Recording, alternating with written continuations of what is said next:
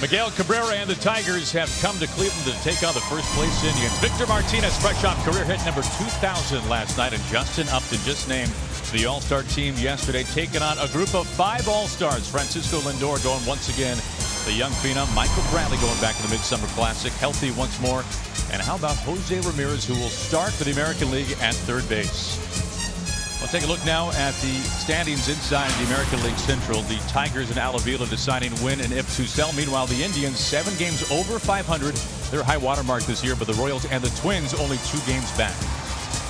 Welcome inside Progressive Field. Aaron Goldsmith alongside Bill Ripken. And Bill, there's somebody in this game you were very eager to talk about, and somebody that not many people outside of Cleveland know much about, and that's a guy we just saw, Jose Ramirez. Well, Jose Ramirez, he's been on the shuttle up and down since he got introduced to the big leagues a couple years ago, but certainly he has taken care of every opportunity that he has been given lately. Look at these ranks right here. These numbers don't lie. 332 average, second AL. 107, second AL. 192 total bases, third. And look at the extra base hits, first in the American League. The only guy with more of those such hits is Nolan Arenado. Everybody knows Nolan Arenado's name, not Jose Ramirez. Maybe, just maybe, the front runner for the American League MVP right now. Could happen. Meanwhile, for the Tigers, it has been a tough year so far for Detroit, deciding if this is the time to sell off a number of pieces. Justin Upton, meanwhile, his first year last year with the Tigers after signing as a free agent. He has been the most consistent bat in a lineup that has a lot of guys with some big track records. Yeah, and consistency usually wasn't his strong suit. It was very streaky guy. You could look at the end of his year totals and figure out what he's going to get, but he got there different ways. Look, Miggy, V-Mart, and others are going to have to pick up the slack, because this guy has actually set the tone, because he has been the most consistent guy for the Tigers. Tonight, it's the middle game of this 3-game series. The Indians and the Tigers from inside Progressive Field. We've got the first pitch coming up. Baseball Night in America is yours after this break.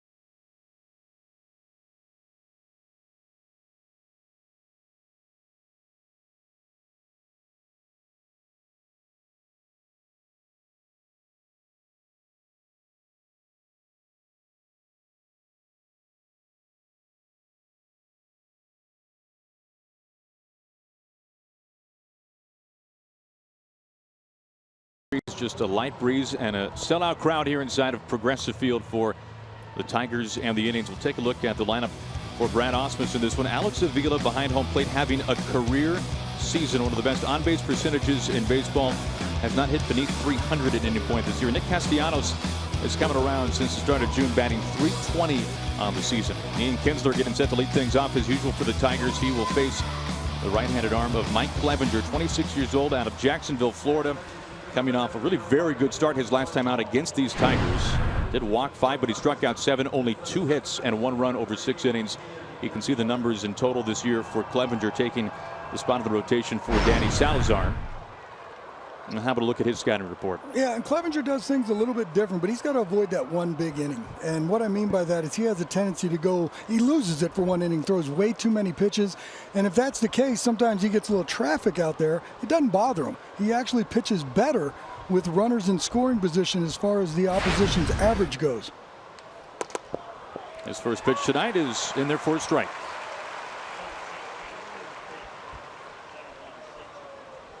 Kinsler, the longtime Ranger, now the longtime leadoff man and second baseman for the Tigers, a Gold Glove last season. 0-2. And Kinsler, one of these guys, Bill, so far this year for the Tigers, that you are hoping, if you are Brad Ausmus, that the track record will start to take over a little bit. Yeah, and that's one thing, too. When you look at a player with a track record such as his, you know at the end of the year it's going to be right. But I would imagine Brad Ausmus and company wishes that track record would have started a little bit sooner this year and maybe ease into it a little bit better. Now he's got to get hot.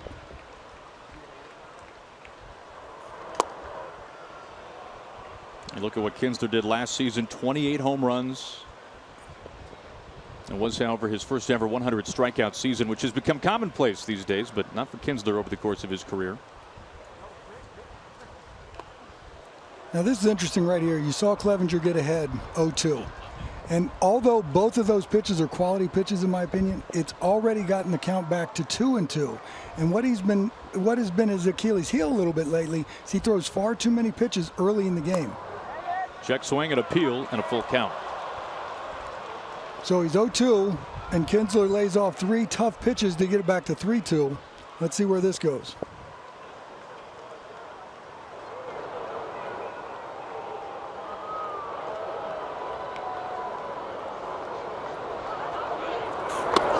Leadoff walk. 5 walks for Clevenger in his last start against these Tigers. You can see his final line. This is in fact an exact pitching matchup rematch of that day. Yeah, and this is one thing too, and I've always thought I learned more about watching a pitcher face the opposition the very next time, the next go round.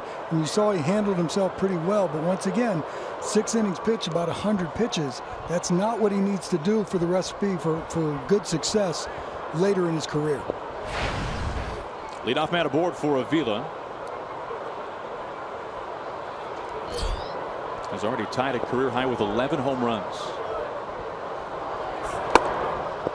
Starts him off with a strike. Who has the advantage, Bill, facing a team if you are the pitcher in consecutive starts, the pitcher or the hitter? Well, pitchers usually have the advantage anytime because you can fail 7 out of 10 times and still be considered to be good. But I think in this case, if the Tigers saw him last week, they should feel a little bit more comfortable with how they're going to be approached. The interesting matchup right here for me is Kinsler. We know he likes to run. We know he's capable of stealing bases. And I think Yan Gomes throws as well as any catcher in the game right now. So the interesting matchup for me is Gomes against Kinsler if Clevenger gives him a shot if he runs. Well, nobody has been better than that man, Yan Gomes, cutting down opposing base stealers this season.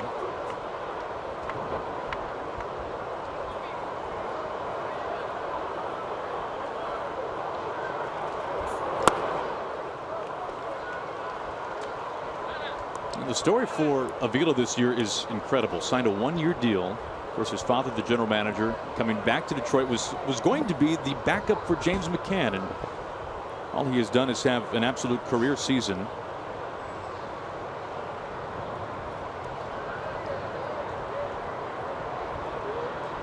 The shift on for this 1-1.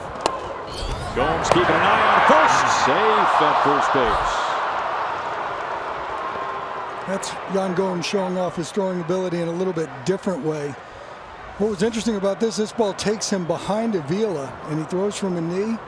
And if Kinsler wasn't at the top of his game and alert, he might have gotten picked right there.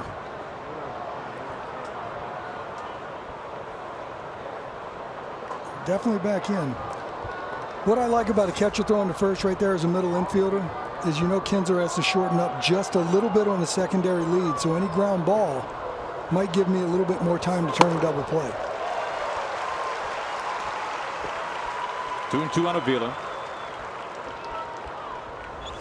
This is Clevenger's, one of his better pitches is that changeup right there. That just faded away from Avila.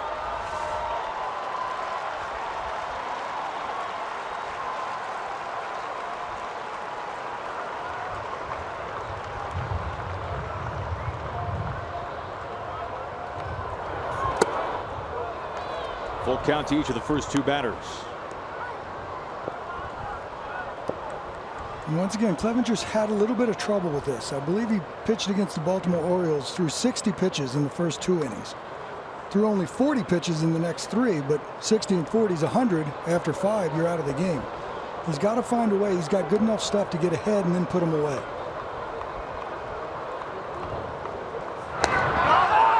A lot of attention being paid to Kinsler, a guy with 6 steals and 9 tries. That was close right there, too.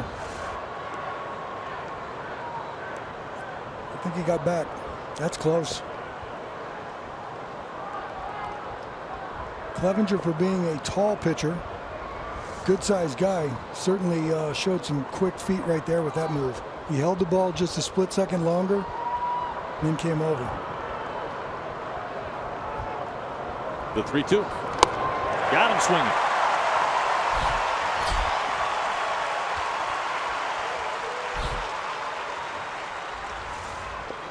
There's the changeup again. He threw a 2-1, made him fish. He throws him 3-2. Same thing. See how this ball doesn't quite get to home plate. Vila's out in front of it. I wonder if that pickoff attempt that Clevenger threw with Kinsler right before that, if they were thinking about running, if that maybe changed his mind, or if it just froze him enough where he says, I'm not going to go and take the chance, because that would have been a good strike him out, throw him out chance. 1 out, 1 on for Justin Upton. Starts him off with strike 1. Now, Kinsler was a prolific base stealer for many years with Texas. Not quite the same with the Tigers. It's a little bit different type of club offensively, so you can pick your spots, but certainly is capable out of the 6 out of 9 that you talked about. Upton, an all-star for the 4th time in his career. First time as an American leaguer, representing the Diamondbacks and also most recently the Padres back in 2015.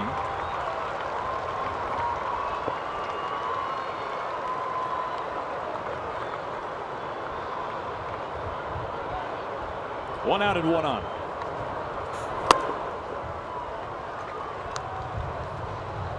Upton, the Tigers player of the month in June. He hit 300, 6 home runs, 6 of his 15 in fact. And as Brad Ausmus was telling us earlier today, a much improved left fielder this year, much better defensively this year than last.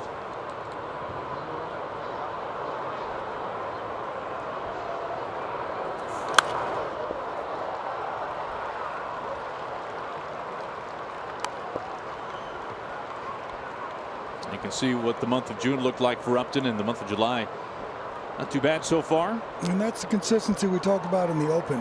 And Justin Upton in his career, he'll end up with 30 home runs at the end of the day, but he can go 15 home runs in a heartbeat and then take a little bit of a drought because he's been so streaky. This is a much more consistent guy this year.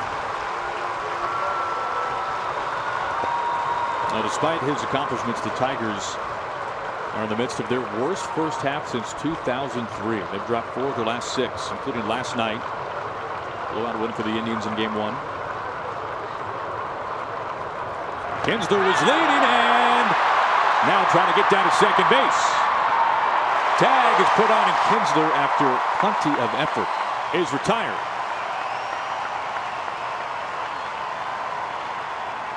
Leadoff walk is erased, 2 outs. Let's take a look at this too, right before the pitch. Actually, we missed it. Yan Gomes flashed the horns, I'm sorry, which means the pointer and the pinky, he flashed them out. And then he did the thumb, meaning hold the ball a little bit and then throw over. And as you said, he was leaning, so he got him. Ground ball under Lindor into left field.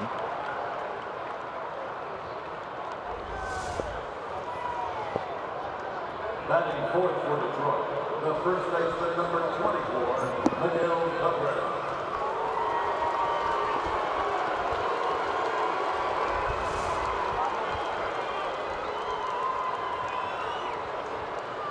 Two outs, Upton in first for Cabrera.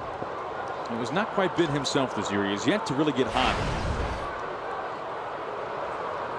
First time Cabrera is not the Midsummer Classic since 2009.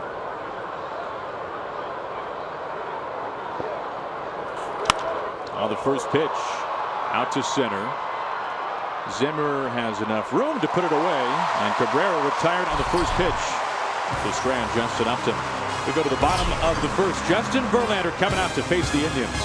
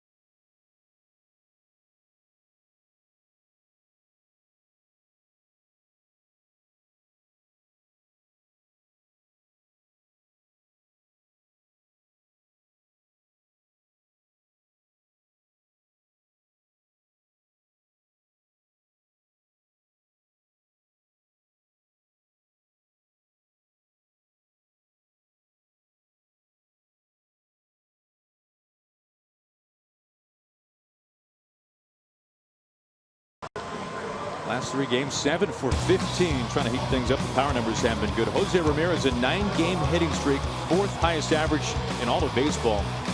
And also Michael Brantley. Good to see Brantley back at the All-Star game this year. Has been red hot since coming off the disabled list in June after suffering an ankle injury. Justin Verlander up on the mound, his 18th start of the season, coming off an abysmal start his last time out against this Cleveland Indians squad. Could not escape the 4th inning. 7 runs on 9 hits. Did not strike out a batter. And you can see the total numbers this year for Verlander. He faces Jason Kipnis, the Tribe's second baseman. Starts him off with strike 1.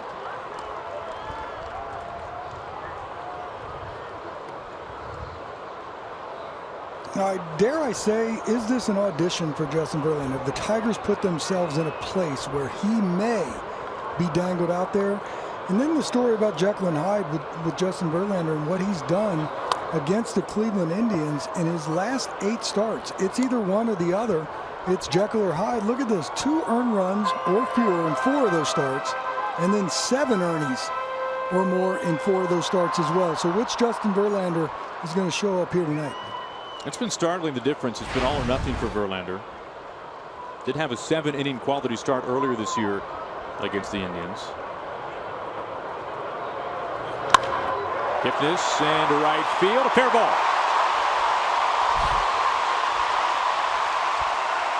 Leadoff double, Jason Kipnis.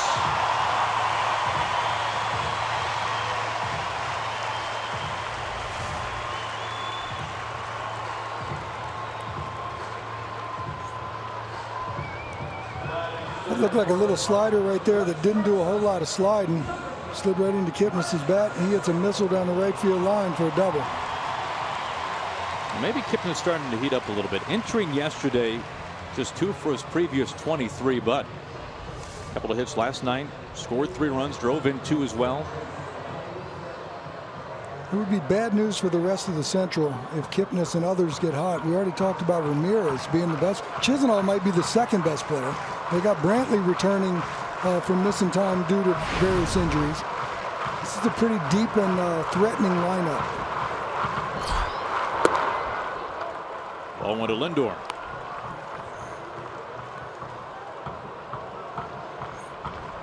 Now you have to figure that the offense will at some point start to click a little bit more for the Indians.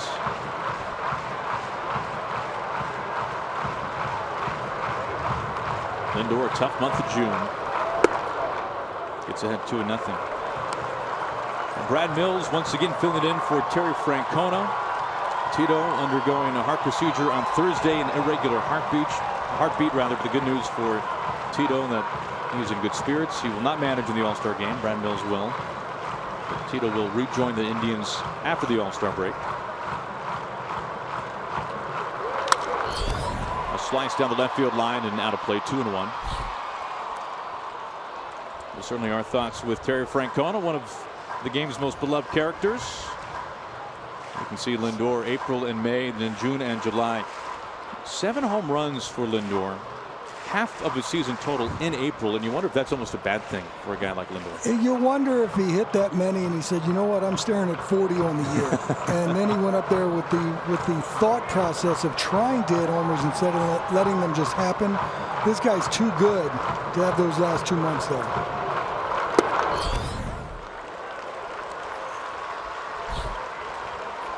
Tell you what, Justin Verlander came all the way back last year in 2016. You know, he had a little bit of downtime after he had set the bar so high early in his career. But his velocity is nice right now. 94, 94, 96, and 96 are the 4 fastballs to Lindor. A flick out to Upton in left field. 1 out. Kipnis has to stay put. We'll take a look at the rest of the defense. We just saw Upton. Montook in center field his first year with the Tigers. J.D. Martinez in right field. Up the middle, double play combo. We've seen this for years. Iglesias and Kinsler. Castellanos at third. Cabrera at first. And Avila doing the catching.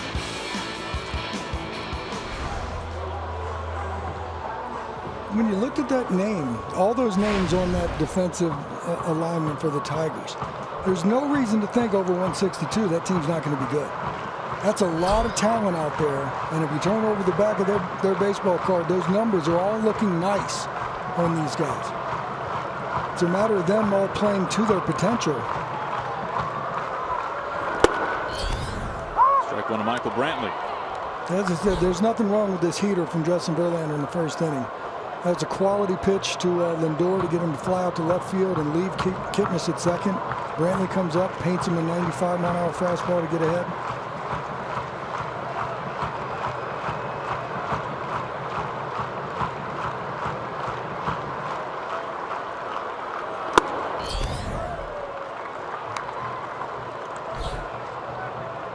It was interesting, too, Aaron. We talked to Brad before the game. Brad's a former catcher. He caught Verlander's last bullpen session. How about that? He's going down there to see if there's anything with his release point, if his different pitches are coming from different spots. And he says, when I'm catching him, I don't see anything wrong.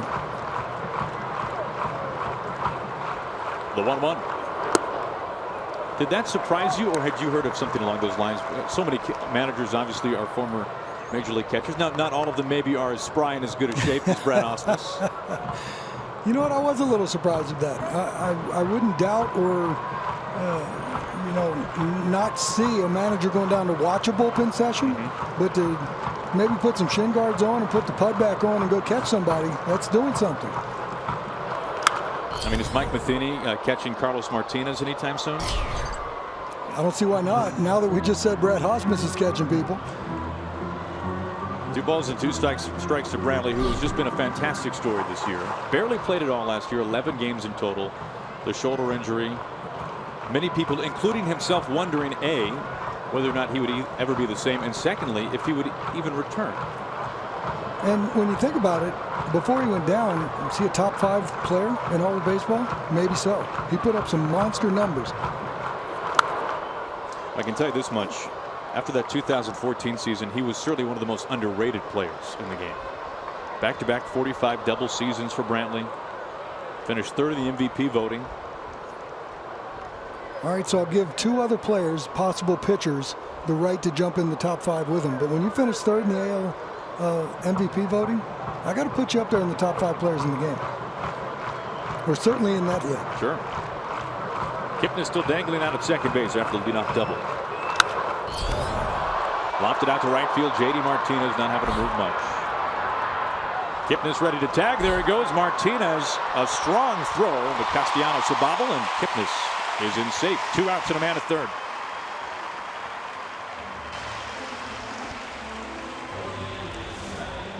I love this shot right here. Fly ball. Watch Kipnis going back to tag. Now watch Verlander.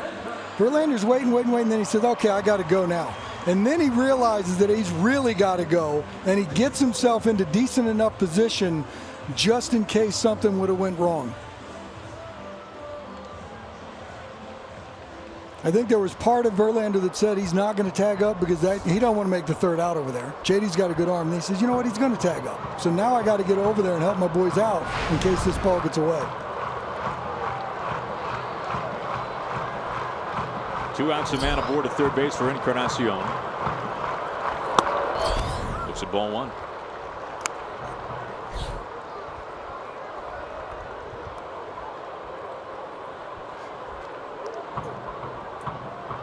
Verlander entering with an ERA just south of 5 on the season.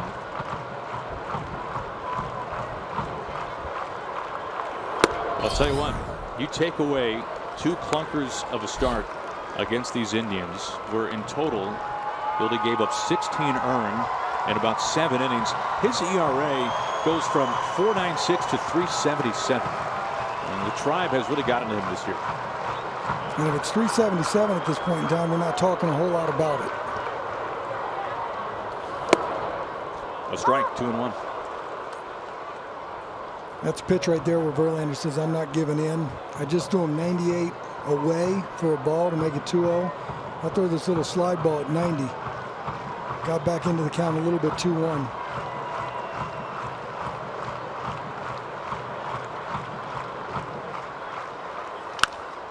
Weak ground ball off the end of the bat. Iglesias right behind second, handles it smoothly, and Kipnis stranded 90 feet from home as we have completed an inning. We go to the second scoreless.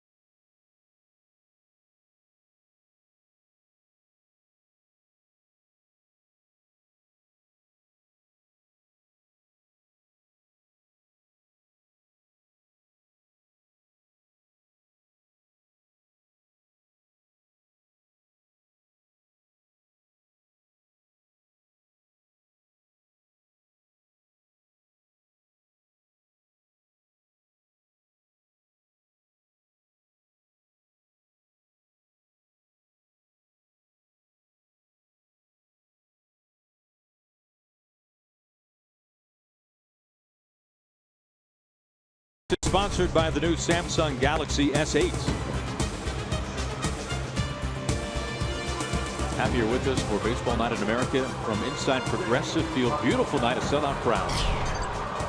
Indians and the Tigers scoreless as we start the top of the second. Clevenger able to work around a couple of base runners in the first, pick one off. Will face JD Martinez, who opened the season on the disabled list for sometimes 6 weeks, in fact, because of a foot injury.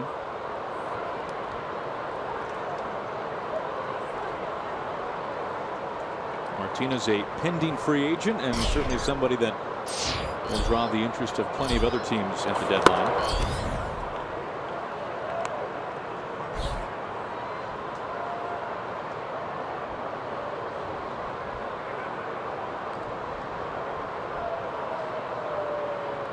The 1-0.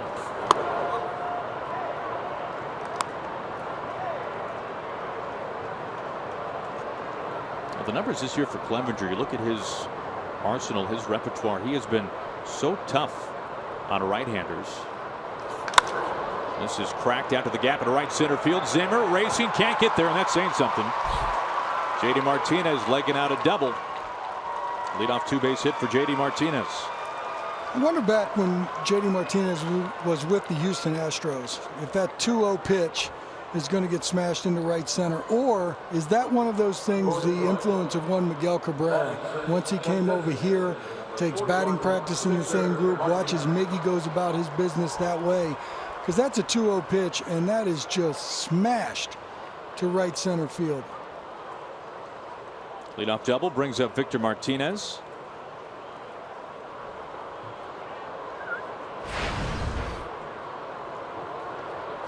Who made his big league debut back in 2002 here in Cleveland, 8 years with the Indians.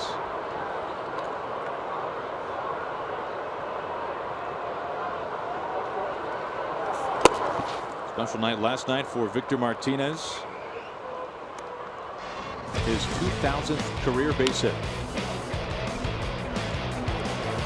And if it weren't going to happen at Comerica, pretty special to have to imagine that it happens here in Cleveland.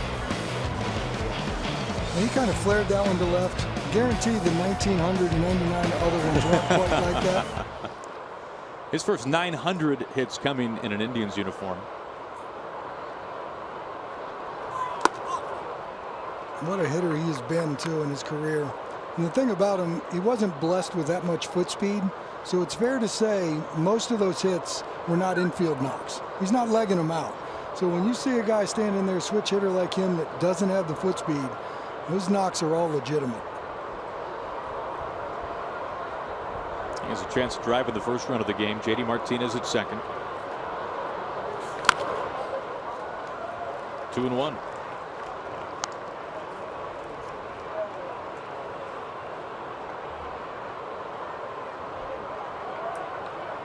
Victor now a .299 career hitter. This is 15th season.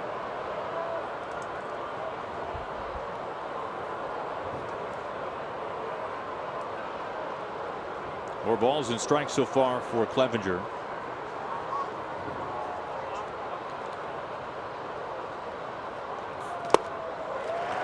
Evens it up, 2-2. It's a changeup from Clevenger, too. That's a power changeup.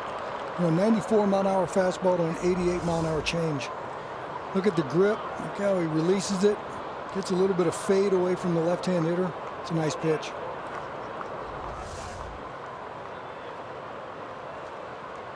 Indians have the shift on for Victor Martinez.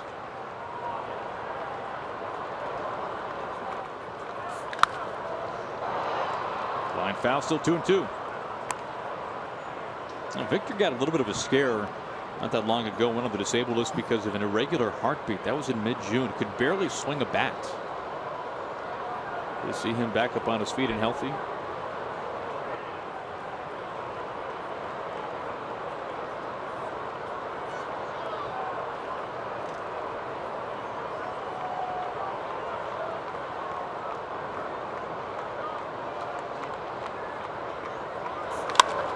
The opposite way.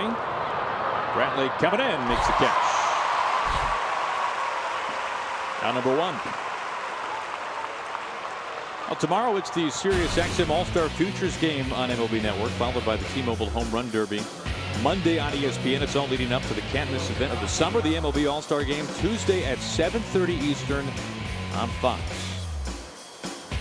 Futures game, always a fun event. Yohan Moncada will be back there again, last year's MVP, part of the Chris Sale trade.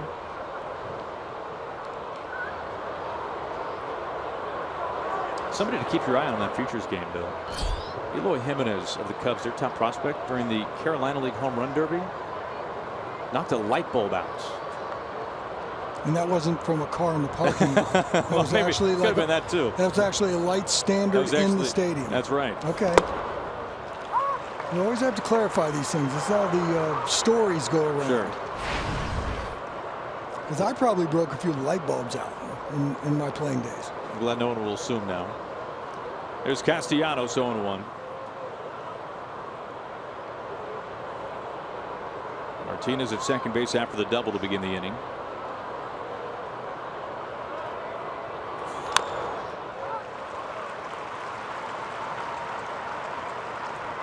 Castellanos hitless in yesterday's game, 3 strikeouts, 0 for 4. For the last 2 weeks, batting at a clip right around 400.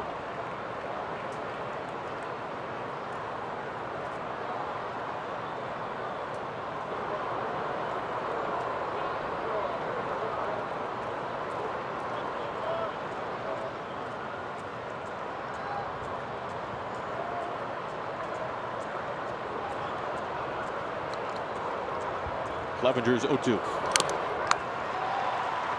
Stays alive, just gets a piece. Look at Clevenger. He's really in the midst of his best stretch as a young minor leaguer. Last 4 games in ERA just a little bit above 2, including that fine start despite the 5 walks his last time out against the Tigers. You think about where he's been. You talked about the futures game and the All-Star game coming up. The AAA All-Star game was on Wednesday out in Tacoma. Saw Clevenger pitch in Charlotte last year in the AAA All-Star game. So a quick rise to the big leagues and doing extremely well right now with the Tribe.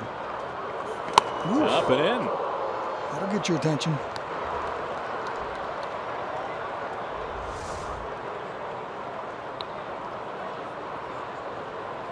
I think it just tailed back in. Yan Gomes, you can see, I think he wanted a fastball dead center, middle of the plate up to see if he couldn't entice him to chase. Once that starts leaking in towards the shoulders, you're not chasing that one much.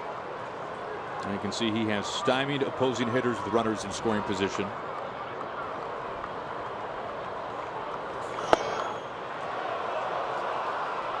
Comes inside, 2-2.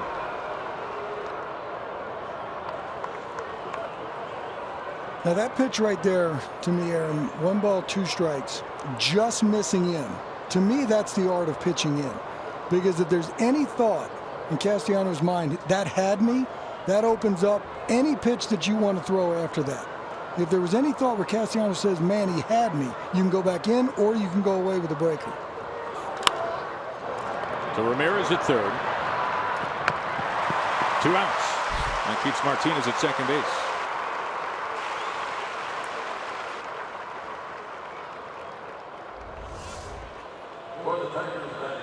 So there's the breaking ball right there. You can see that Castellanos reached for it. He gets around it, throws a little slide ball. But the pitch before it, if you miss 6 inches inside, the art of pitching inside doesn't mean you have to dust somebody. If you pitch inside where you froze the guy and you had him, and you know you had him, and he knows you had him, that opens up any other pitch in your arsenal. 2 outs for Mikey Matuk in the midst of a career best 7-game hitting streak.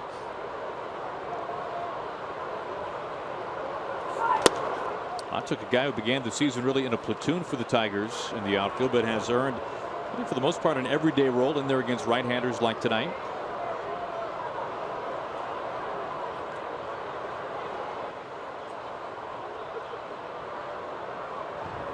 Two outs, Martinez still at second base.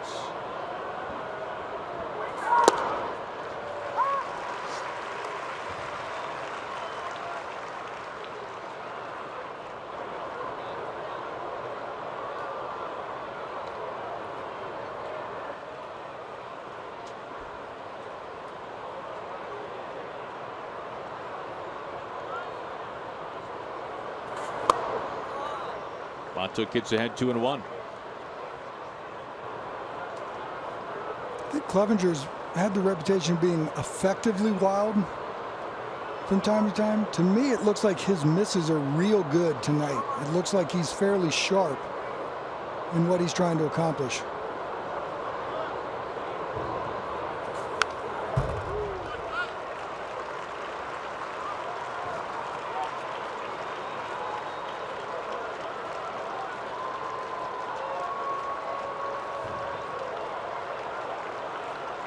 And for the most part, he has not made particularly quick work of any hitter. The exception, Cabrera, out on the first pitch. But at least 2 balls to 7 of the first 8 hitters. 2-2 here to Montook. That's kind of his MO. It's the top of the second inning. He's got 37 pitches. He's going to throw his 38th. That's a little bit of work. Here it comes. Reaching across the plate. Montook down, swinging a couple of strikeouts over the first 2 innings for Mike Clevenger.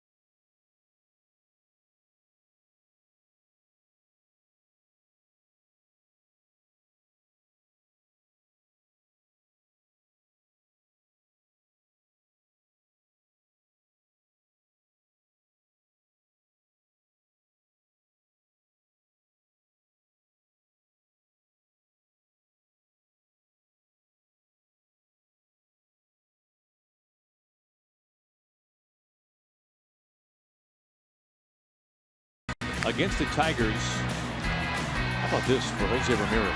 Home run off of Verlander, and then a home run off of Chad Bell from the other side of the plate. The second time this year he has homered from both sides of the plate in the same game. Scorches this right to the glove of Cabrera. That's a pretty spry at first base. I think they just figured a way to get him out. Throw it down the middle, have him hit a rocket right at somebody. It's a good heater. He's jumping out on early. Says, you're going to get ahead of me. I'll take care of it. Hits a rocket. Look at Miggy over here. Quick first step. Go ahead, Miggy.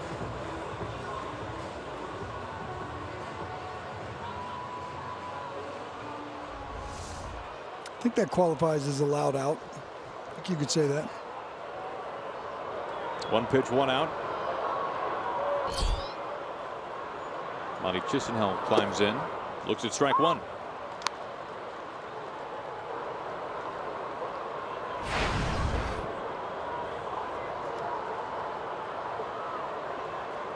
Chisenhall a home run last night. Missing some time this year on the concussion disabled list. Look at what he has been able to do to turn around his career. The move to right field for one thing. Moving from third base to right field. And play to Iglesias. 2 outs. Quick start for Verlander here in the bottom of the second. Tonight's telecast is sponsored by Falcon Tires, the official tire of Major League Baseball.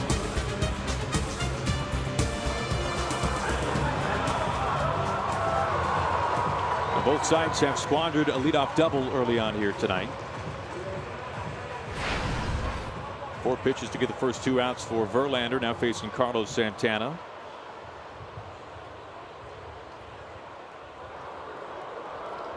Santana missing the last 3 days. Activated today from the paternity list.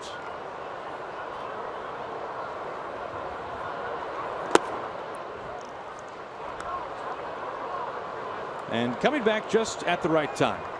8 home runs against Justin Verlander. And you look at active pitcher hitter combos nearly the top of the list. Evan Longoria, Chris Tillman, Brian McCann, Ricky Nolasco.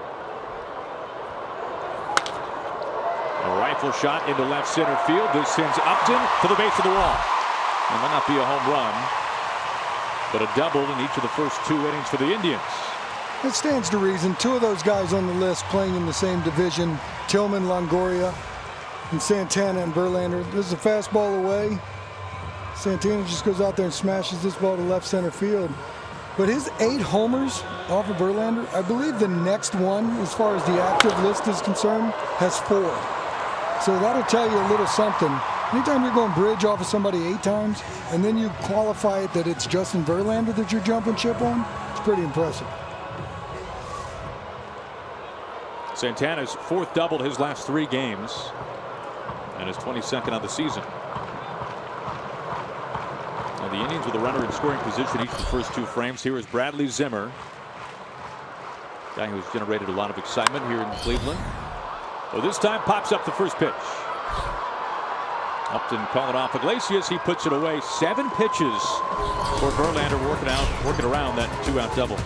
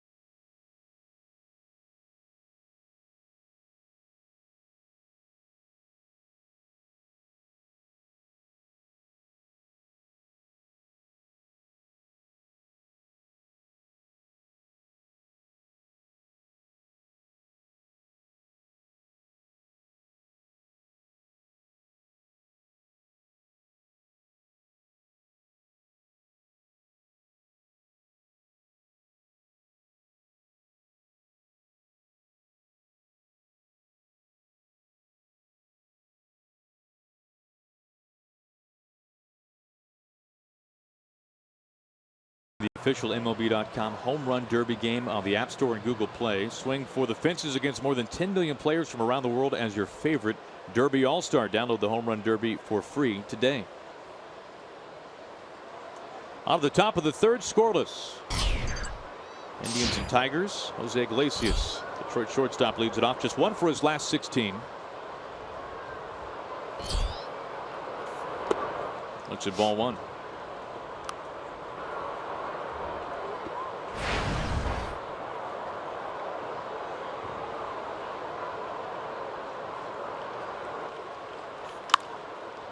In play to Kipnis.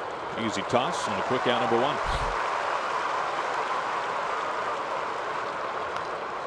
Clevenger has faced the order one time through. He's given up a couple of base hits, including the double to J.D. Martinez, but no damage done so far. Facing Kinsler for the second time. What I've noticed from Clevenger so far, I think that heater plays a little bit better than the miles per hour reading shows. 92 to 94 is what I've seen so far. But that changeup, that power change that he has, and that little breaking ball that he's throwing away to righties seems to add a mile or two on that heater. Popped up.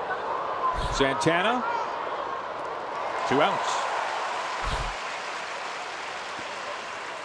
Bill, are you talking perceived velocity? Are you dropping that on us? I don't believe I'll ever drop that on you. It sounds like you are without saying it. No, I'm just saying, when somebody's light and easy out of the hand and it's effortless and he's got a couple other pitches that he's established to throw over home plate, it appears to the hitter there it is. that the heater has a little bit more on it. Nicely done. You said it. I didn't. Still didn't. 2 outs for Avila. Strikeout victim of the first inning.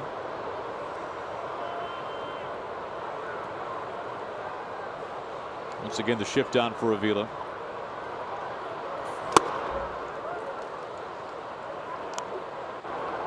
I like the way he's established that fastball in. He's done it a couple times to the righties. That fastball just missing right there on Avila at 93. This opens the door for his arsenal.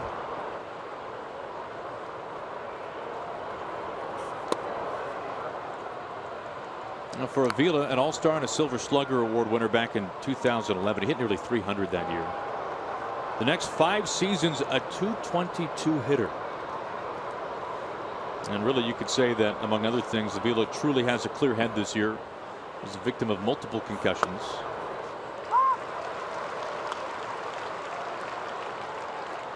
He has not even for a day been batting beneath 300 this season. It's nice to see him back in that uni. It really is. He's a big part of those squads when they were making playoff runs.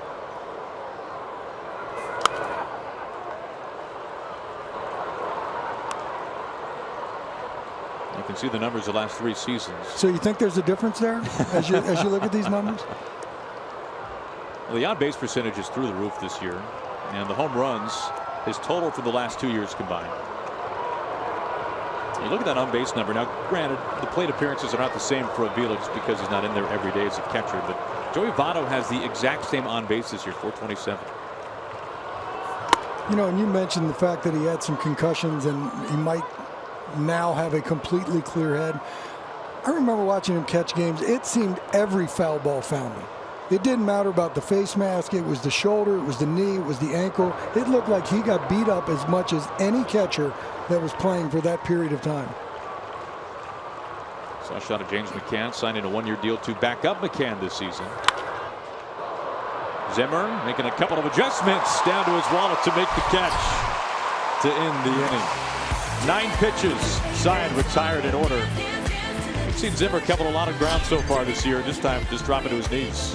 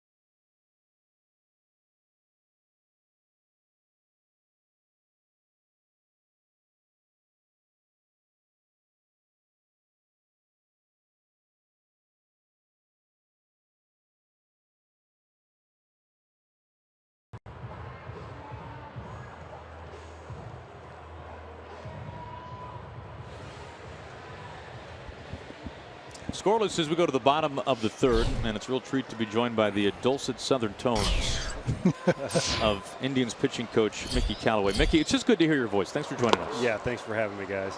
Hey, what have you made so far? We're going to talk a little bit more about Mike Clevenger, but this is a rotation, a team that is built around its rotation more than maybe any team in baseball. Danny Salazar on the disabled list. What about Clevenger, not just tonight, but during his stay in the rotation this year? You know what? I really feel like he's stepped in and done a really good job for us. He goes out there every night and battles, you know, no matter what is going on. So we're just glad that he's part of our organization, and he's a real good guy to have around.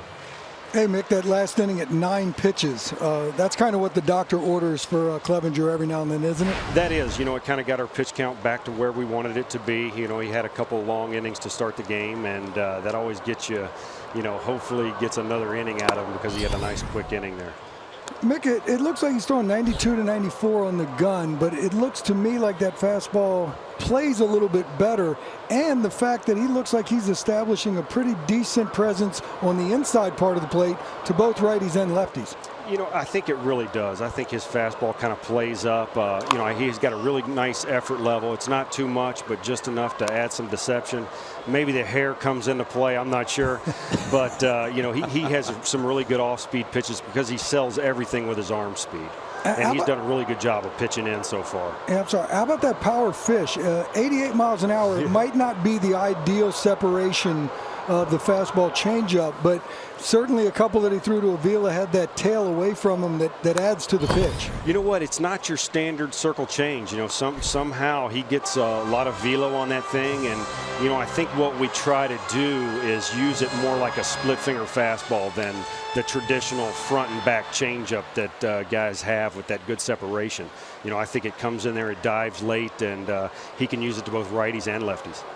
All right, Mickey, we need an expert to weigh in on this. Bill and I just had a very brief yet spirited debate as to whether or not perceived velocity is a thing. I mean, is this the Loch Ness Monster of baseball, or is perceived velocity, is this real?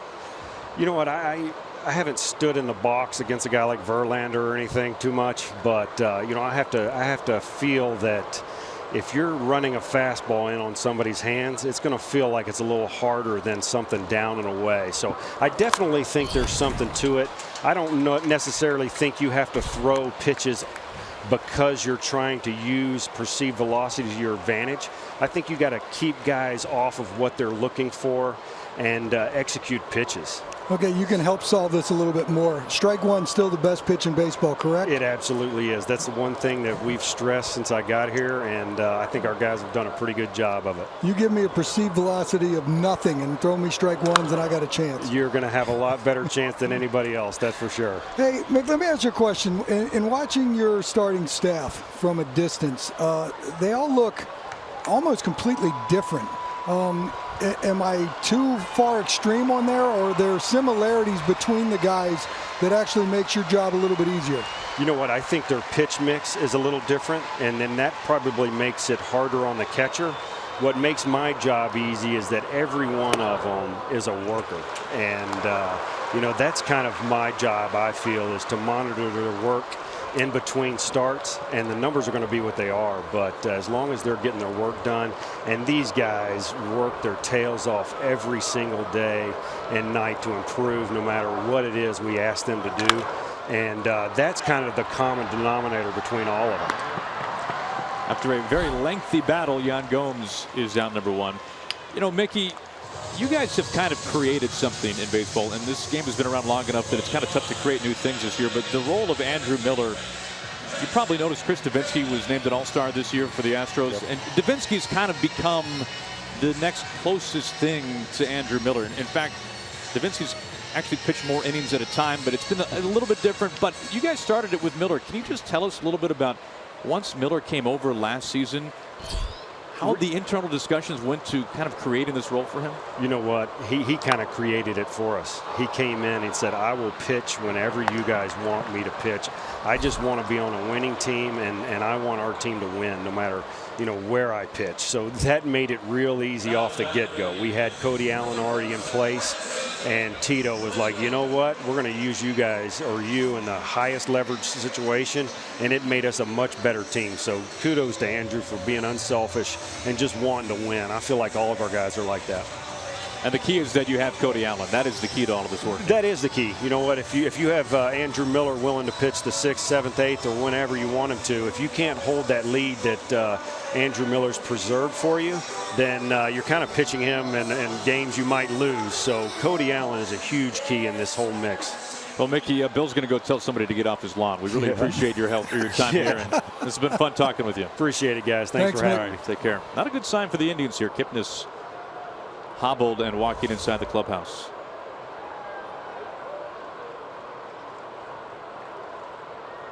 Ooh. I saw where that right hand was going. I'm not a doctor, but I'm going to play one on TV. It's a little hammy. After 10 pitches to Gomes, 1 pitch to Kipnis. 2 outs for Lindor. Part of that is a frustration of the hitter on a first pitch check swing, right? And then you're coming out of the box mad. You saw Verlander go over and backhand it, so now you're sniffing knock. So you compound them. The anger run with the sniffing of the knock run. Might have done something that he shouldn't have.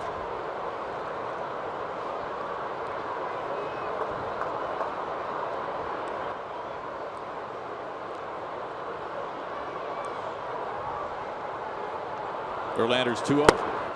Makes it 3-0. Where did the get off my lawn have to end that conversation? Oh, I thought that was the only way to appropriately end it. Sounded like Mickey was a believer, by the way. There's no question. There's no question. Well, he is a major league pitching coach. Pretty good staff. 4-pitch walk.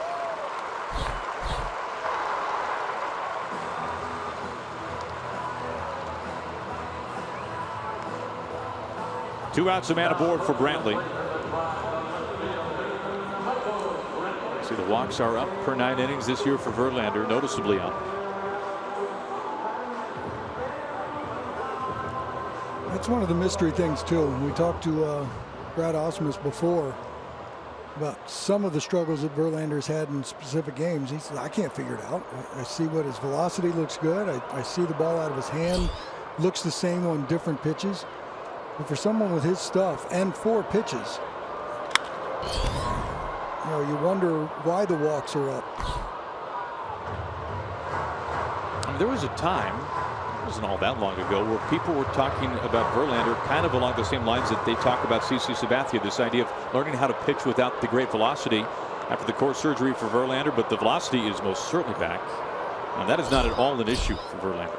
And I think with Verlander, I think his offseason workouts and his regimens are true. I think he needs that to be good, and I think he went through 2 off seasons where he had issues that he couldn't do that. The last year bounce back, when you saw the numbers that he put up and where he finished in the Cy Young voting, that's real. So you're sitting here coming into this campaign and you're saying, okay, everything's going to be fine. Velocity is good. That would be a pretty good barometer right there. 96, and it's coming out of his hand nice. He's not laboring out there on the bump to get to the 96.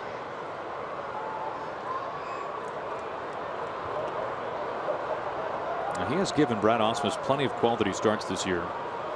3 earned runs or fewer in 12 of 17 outings. And there have just been some tough ones along the way, including 2 against this Indians ball club. I think that's where it speaks the most. If you have 2 of those against a division rival and you're chasing them down and you're supposed to be a team that's competing with them, I think those stick out more than any other bad outing. If you had a bad outing in an interleague game, probably wouldn't get talked about that much. But since a couple of them have been against Cleveland, we're certainly going to blow that up.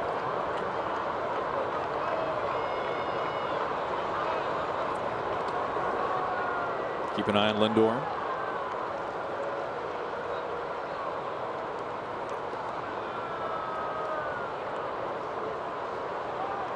Brantley with 5 home runs this year, all 5 coming the first month of the season.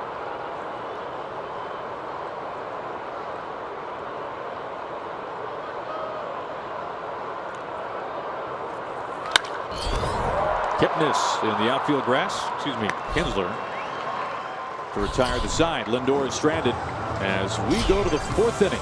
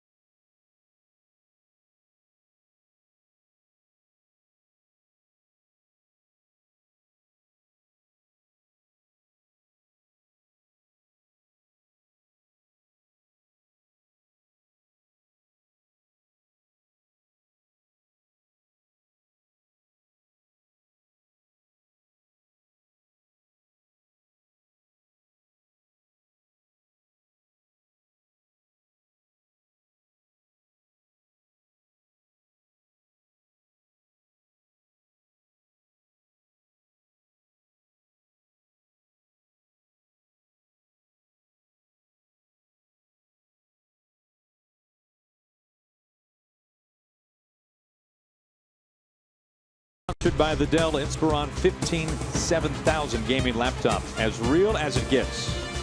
And by Geico, 15 minutes could save you 15% or more on car insurance.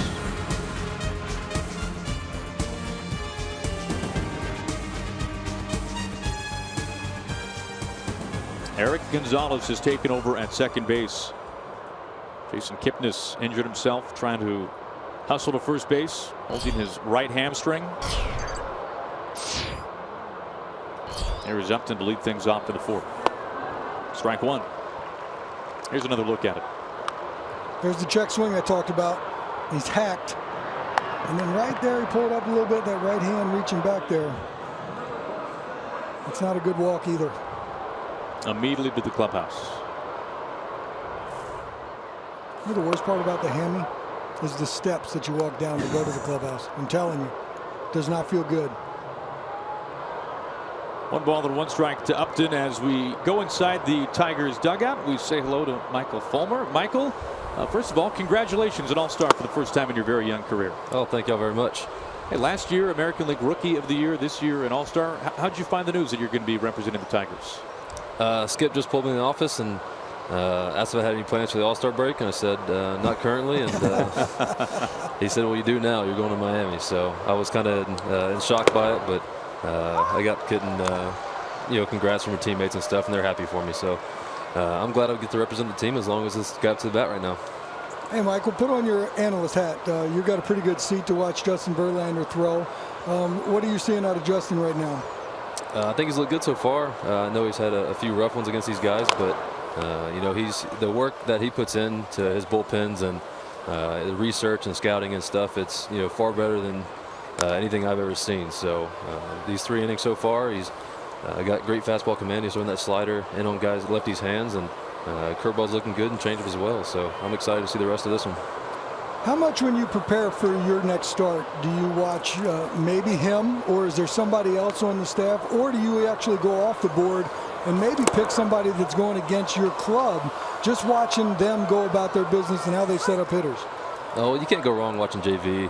Like I said, the amount of work he puts in, and just kind of the stuff he has, how he approaches guys. He thinks 2 or 3 pitches ahead each at bat, and it's really something fun to watch and something a lot I've learned from him so far.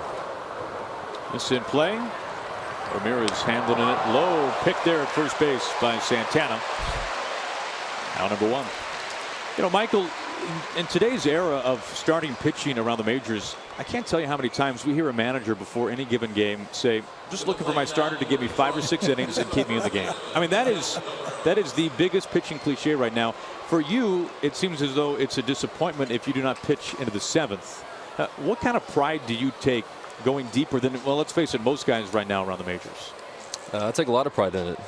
Any chance to save the bullpen, from being used that day, it's it's a relief on them. They always come up to me and thank me if I go deep in the game, and rightfully so, because they work a lot. They throw a lot. Their flat grounds or bullpens, even the days they're not pitching, they're still off the mound trying to work on a few things. So any extra days off I can get them is always helpful to them. Going deep in the game, though, that doesn't get confused with sort of pacing yourself, I don't believe. Watching you pitch and toe the slab, looks like your first inning's pretty intense, and yet you still find, I guess, the strength in the 7th and the 8th inning to throw 96, 97 miles an hour. Yeah, I've always been that guy who's been kind of, I wouldn't call it max effort, but pretty close to it. And I think it just has a part to do with our strength and conditioning program guys, and just the stamina that I build up, and the weightlifting program and running program that they have me on. It's credit to them. Michael, you've got obviously vicious stuff, the fastball, the slider, the changeup. I got to tell you a quote from your manager. I don't know if you heard this. The quote was, early returns are sketchy. He was talking about your new curveball, Michael.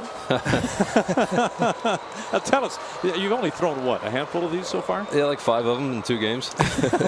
He doesn't like what he's seen so far, but I take it that it's still early. It is very early. Yeah, I've been working on it in my bullpen probably 3 or 4 times now, and try to break it in the games when we have a good lead, which was kind of our last 2 outings. I kind of broke it out. So I liked what I saw from it. I thought it was getting better each time. So But I guess from a catcher standpoint, from his standpoint, it's it kind of pops out a little bit. But hey, anything that's just a little speed differential is probably good for me right now. Hey, has Brad ever caught you? He told us about catching Verlander at his recent bullpen. I don't think he trusts me. He actually caught Ver's last bullpen, and I watched that, and he still got it back there. It looks like he does. But it does look like he does. Hey, Michael, this has been fun, man. Once again, congratulations on your first All-Star selection. Very special stuff. Thank you so much. Thank y'all for having me. Appreciate it. Thanks, Mike. Looks a lot meaner than he actually is. Yeah. I think that would make me feel better about facing him. If you saw that? Yeah, well, if you talk to him a little bit. I think that's one of the things with the pitchers of yesteryear. They didn't want to talk to the opposing hitters. And now the way this game has seemed to go on, that everybody's hugging everybody at all times. I don't know if the edge is there anymore. So my suggestion to Michael Fulmer right there is don't talk to opposing. When you go to the All-Star game, don't talk to anybody. And the hitters come by you and try to say hello to you, don't even acknowledge. Let it go. Just stonewall him? Stonewall him. For the betterment of his career. Yes. And then once he retires, he can be a nice guy. There you go. Well, why didn't you tell him that? I should have. Somebody will tell him that now. They're still listening to it. Don't talk to him. 2 outs. Martinez aboard after the walk. This is Victor Martinez. Is that another get off my lawn type thing? Borderline, but I think it's fair. And you're looking out for him. Just saying.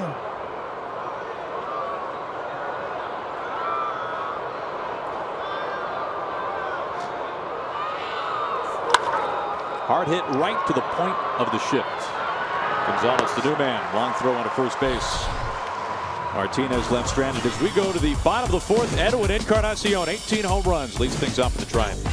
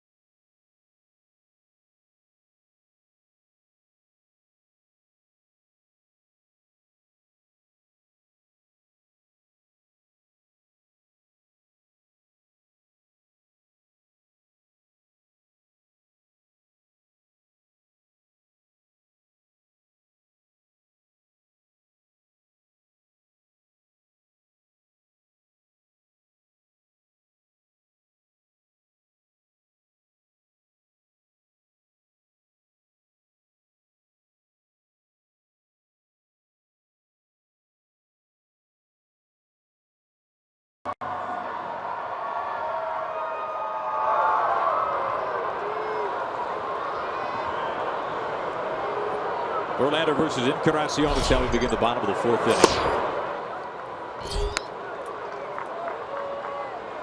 inning. Encarnacion last season 42 home runs in a Blue Jays uniform. Hopefully use that as a springboard into a 3-year deal with the Indians. Mike Napoli gone. Encarnacion has essentially taken a spot. So 42 last year, roughly on pace, what, 34, 35 right now? Sure.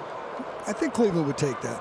And I'm pretty sure in the years to come, he's going to get back onto that slot where he's figuring out the 40 range, because Eddie can do that.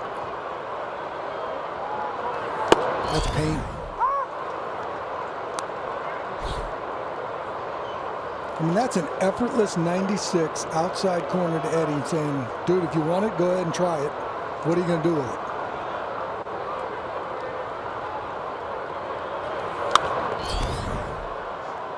It's one thing to paint at 90 to 92. It's another thing to do to 96. There's something different when you're facing a guy throwing 92. He hits 94. It's kind of similar. If you're facing a guy throwing 94 and he hits 96, that 2-mile-an-hour difference jump seems more than 2 miles. There's that certain threshold once you get over it and you can paint with it, you're not doing much with it. That's a nice job by Eddie laying off of that, because he followed up that heater with a good heater away that got fouled off, and he says, I'll get him to chase this one.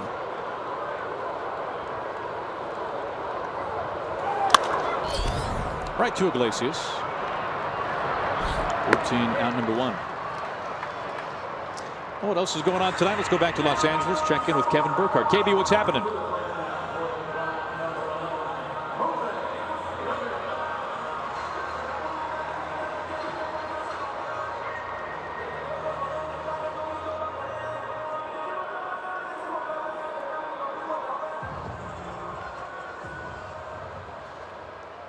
Well, how about that? Taking on a hot Royals team, too. Kansas City playing a lot better after a very tough April. They won just 7 games. In fact, the only team that won more games last month than Kansas City were the Dodgers. And this was a good race as of, called it, what do you think, Bill, a couple of weeks ago? Yeah, I don't know if it's going to end up being a good race. I think the Dodgers have flexed some muscles. They've actually proven that they're one of the best teams in this game right now, not just the National League. We'll have Kershaw going tomorrow. Out to Upton. 2 outs. Ramirez hit 2 balls on the screws right there, out and an out. So if you ask a hitter if bloops and line drive outs ever equal out, they're going to tell you no. It's a changeup out of Verlander. It's interesting because the first at bat for Ramirez, he hits a bullet on the first pitch heater. So Verlander comes back, starts him off with a breaking ball for a ball, then throws him a changeup. Didn't want to throw him another fastball and risk that one.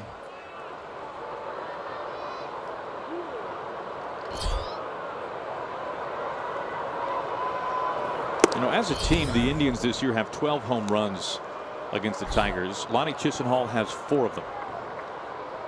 Didn't see that one coming, did you? Including one last night.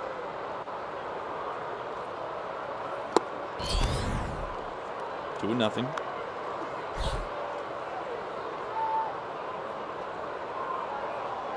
Couple of hard outs for Ramirez, who will start at third base in the All-Star game this year.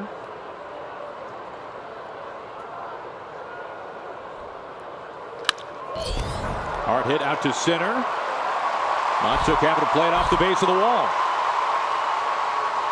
2-out stand-up double for Lonnie Chisenhall. It's the 3rd double in this game against Verlander. All 3 hits have been for 2 bases.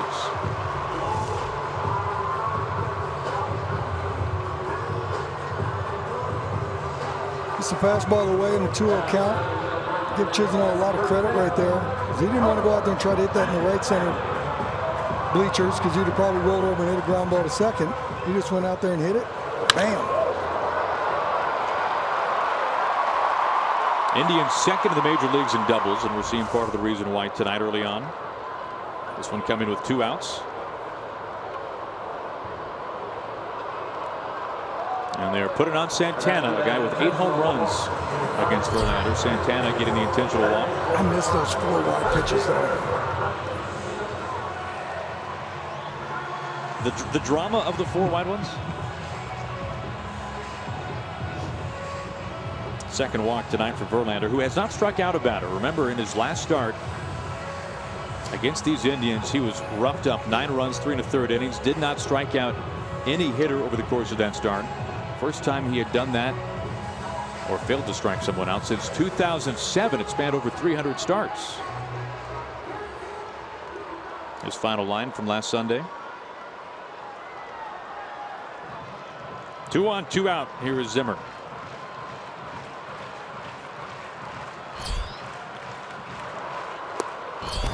That's him off with strike one. 97. 97 started in off the plate. Zimmer said that's not going to be a strike, and it comes back with some two-seam action. Bottom of the strike zone, 0-1. 97. Indians' top prospect called up in mid-May.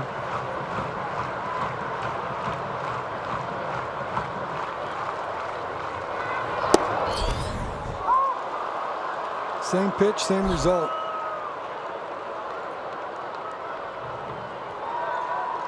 Look at the action on this pitch. Starting in and then coming back to the inside edge. Actually, it caught more than the inside edge. Definitely a two-seamer. You can see it spin.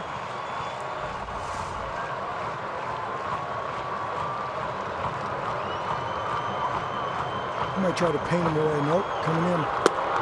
Just blew him away. First strikeout tonight. First punch out in 8 innings for Justin Verlander, who strands a couple.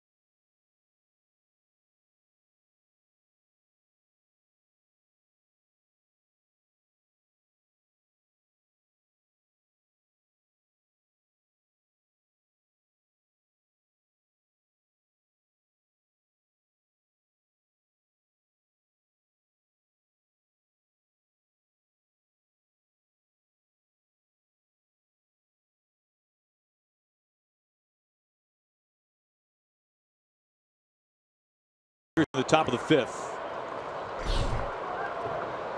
It starts with Nicholas Castellanos.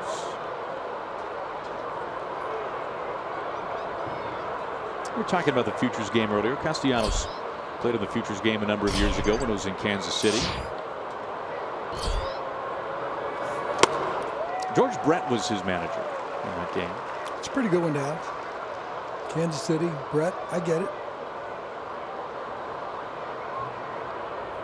George was always fun to play against. He really was. The man can rake, too. The 0-1. 0-2. So if he hit so well, why was he so fun to play against? You taking notes? That's a good point. We actually did pretty well against Kansas City for a stretch, so it didn't matter if he was getting knocks or not. It felt okay.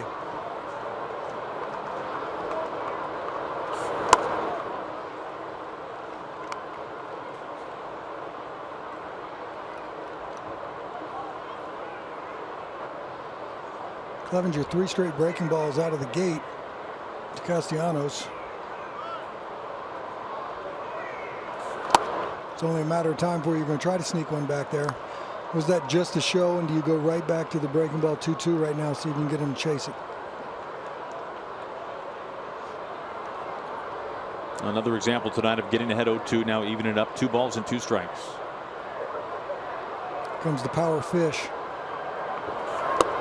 Strike 3 call. Castellanos not agreeing. It is his 4th strikeout in his last 6 at-bats. I think it's fair to say Castellanos did not like the pitch.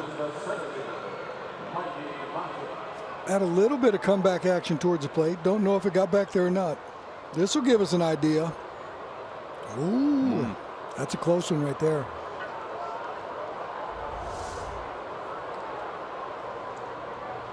One out for Montauk. I'm most always in favor of the hitter. I got to believe right there that might have been strike 3.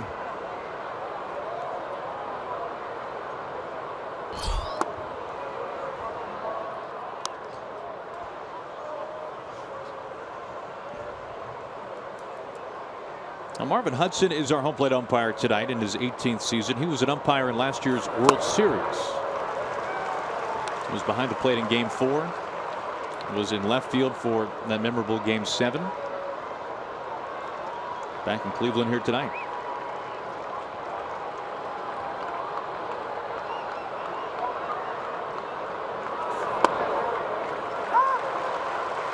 Well, Bill, I've always wondered, there's so much talk about pitch framing, and we saw that little slight of the wrist from Gomes. Right. If you're an umpire, and it's obviously easier said than done, but if you see that twist, any kind of movement like that from a catcher, doesn't that kind of throw up the red flag that that could have been a ball that he's trying to make look like a strike? Yeah, one would think.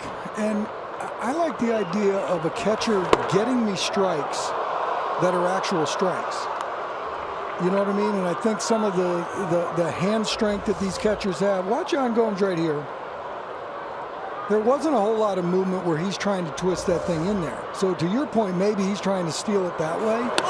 But holding the pitch that's on the corners, I think, is as important as anything. I don't want, you don't need to give me the balls into strikes, because first of all, they shouldn't be. You know what I mean? But watch this right here on that fastball away. That's locked in tight. He might give it a little subtle pull in, but it's nothing that really makes any flags go up. And that right there is pain. And he doesn't move it again. So I need a catcher that holds the ball on the plate when it's a strike. And this is about as good a heater at 94 from Clevenger that he's thrown all night. And that's a perfect spot. Watch Yan Gomes. He just holds it. Catch the edge. You don't need to move it. Clevenger 2 strikeouts over the first 4 innings. Now back-to-back strikeouts to begin the 5th. Facing Iglesias. So my question for you, Aaron, should Yan Gomes get bonus points for pitch framing on either one of those called third strikes? But I don't think that would qualify, would it? Why not? He's keeping a strike. If you're calling pitch framing stealing strikes that are balls, I don't buy into that. It goes both ways, what you're saying. It should. Sure. But to me, should Yan Gomes get bonus points for pitch framing, or should Clevenger get bonus points for hitting a Nat's rear end on the outside corner? Well I put. choose the latter. I'm curious your opinion on this, Bill. I think I gave it. The 1-2. I think this is about as well of a series within an inning that you're going to see Clevenger hitting his spots. The breaking ball, the changeup, everything's away to that part of the plate. A hitter has to do so much more right to do anything with the ball out over the plate. Everything has to come together for him to do something with that pitch. Gomes wants another heater away. And that right there, the proverbial change the eyesight, the change the eye level. If he goes down and away and hits either one of those spots that he hit on the previous 2 hitters, Iglesias is going to be frozen. He chose a breaking ball. Well, for the second time tonight, Clevenger facing the minimum as we go to the bottom of the 5th. Travis Hafner, former Indian slugger, joins us at the booth as we go to the bottom of the 5th inning.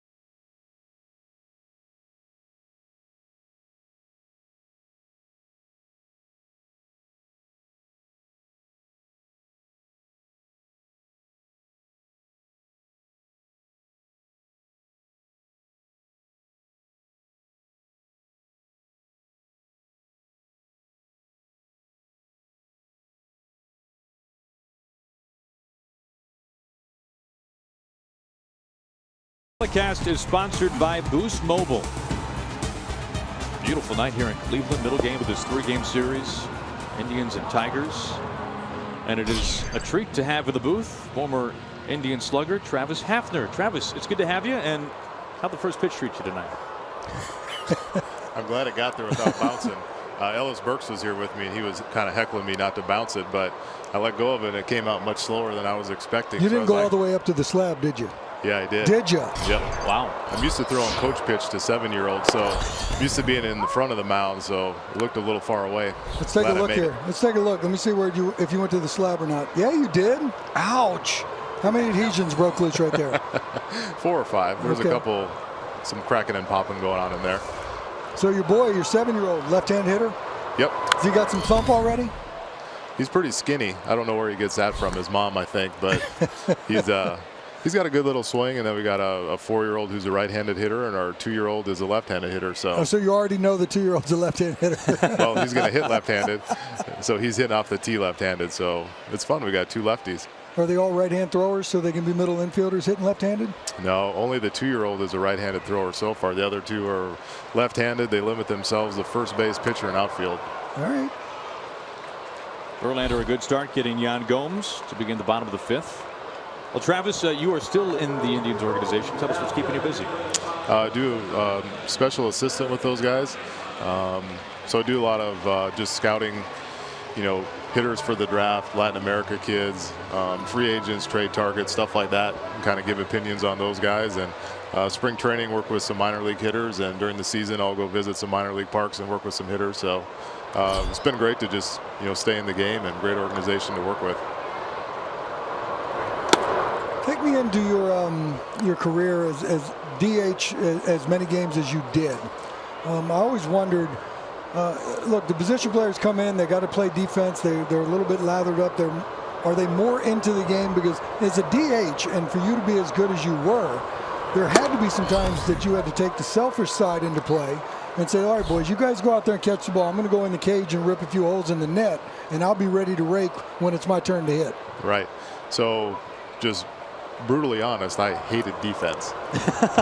And sometimes our coaches would mess with us, like Saturday night game. The next day we got a Sunday afternoon game. They come and say, "Half, you're at first base tomorrow," and I just turned beet red, full panic. They're like, "I'm just kidding. We wanted to scare you." So I love DH. Like, I didn't have to play defense, and you spend a ton of time in the cage, just working on your swing and stretching and stuff like that. So I enjoyed it. I love the position. Now, did you ever get carried away and overload or overdose on swings any said day where you said, "Man, I'm exhausted by the end of the game because I've been swinging too much"? All the time. I was always afraid of not being loose, so I always wanted to make sure that I was loose and stretched out. Those were my things. So, Travis, you say you love DHing. We look at somebody on the other side, Miguel Cabrera. He hates DHing, says it takes him out of the game. Now, we know Miguel likes to talk with people a little bit at first base, right? He's a pretty gregarious guy. But how were you able to always stay in the game while DHing? Because that's a huge problem for a lot of guys when they make that transition. Right. So I think just kind of watching the game and paying close attention to it, and then watching it on TV, and just hitting in the cage would kind of keep me in the flow of the game. But yeah, I know there's a lot of people that they hate DHing because they want to be in the field and part of the action. Think about your career, 10 years here with the Tribe, 200 home runs in an Indians uniform. What are you making of all the home runs this year in baseball? Well, I'm a hitter, so I love to see it. It's been exciting. There's some tremendous players in the game, some tremendous hitters like what Aaron Judge is doing, and Bellinger out in Los Angeles, and it's just fun to watch as a fan. You see all these home runs, and for me that's very exciting. Now, did you buy in, or do you buy into what's going on now where a punch out's just an out? Because it looks like a lot of these guys nowadays, if it's an 0-2 count or a 2-0 count, it's the same swing. Would you like to be playing? Well, I know the answer to that. You'd love to be playing now. But did you ever tone it down a little bit and say, look, dude, I'm not punching out right here this at bat. I'm 0-2. I'm going to go to work. Right. I always tried to be a good hitter first. And my focus was to hit the ball hard consistently, and knowing that my home runs would come that way, and not necessarily trying to hit home runs, which I felt like I wouldn't be as good of a hitter. So I was always trying to hit the ball hard and put the ball in play. And, you never really want to strike out. It's, something you never wanted to do. So Except nowadays. I mean, it's okay. Well, even when the right? guy, I mean, I think it's acceptable, but I don't think anybody goes up there wanting to strike out. Well, they certainly don't tone down the 0-2 swing. Yeah. I know that. Yeah, that's true. Hey, Travis, last night we saw Victor Martinez with his 2000th career hit, a longtime teammate of yours. What does he mean to the city, this team, and your thoughts on him as just one of the great hitters? Yeah, not only is he a great hitter, but just a tremendous teammate. You know, one of the best teammates that I ever played with, and it's been exciting for me to watch him go to Boston and Detroit and have all the success that he's had, and just one of the real good dudes in baseball and tremendous hitter. You mentioned working with some of the minor league guys, and they're probably handpicked on which ones you probably necessarily get, right? Do you have anything that's tried, true, go-to? Like, what is a staple, first and foremost, you use to work with some of these kids first, and then before you start tweaking things? Right. So for me, we always talk about approach, get good pitches to hit, try to get the ball up in the zone, work the middle of the field, and try to focus on line drives. I don't want necessarily guys trying to hit the ball out of the park or trying to pull it. Want to keep them in the middle of the field. And you know, for me, mechanically, I focus on balance, I focus on being ready on time, and I focus on getting to a good position to hit.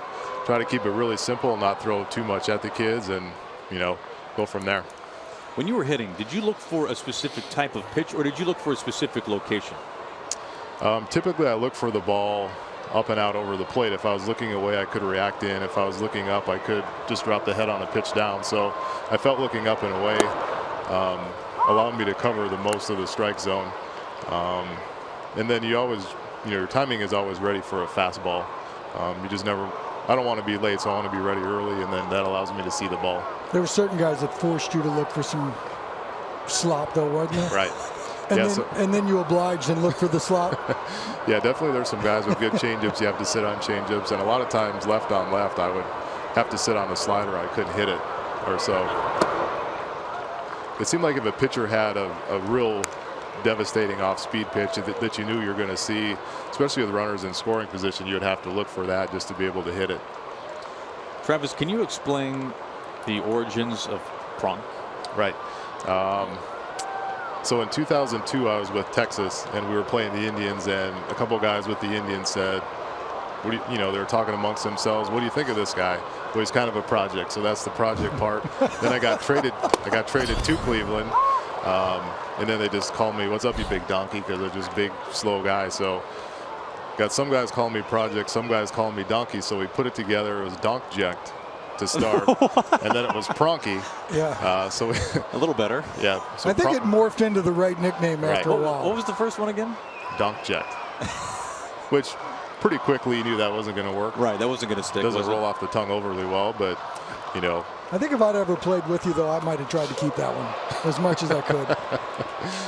I like the way it turned out, though. So this is a name that you obviously embraced. Yeah, I love it, and one of the good things is that most people have no idea what it is. Like, what the heck is Pronk? Yeah, because it's not a thing. Yeah. Until you came around.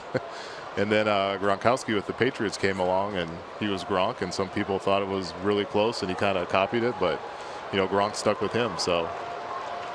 But you had Pronk first before anybody else. Right. Yep. I don't think that's going to be taken anytime soon.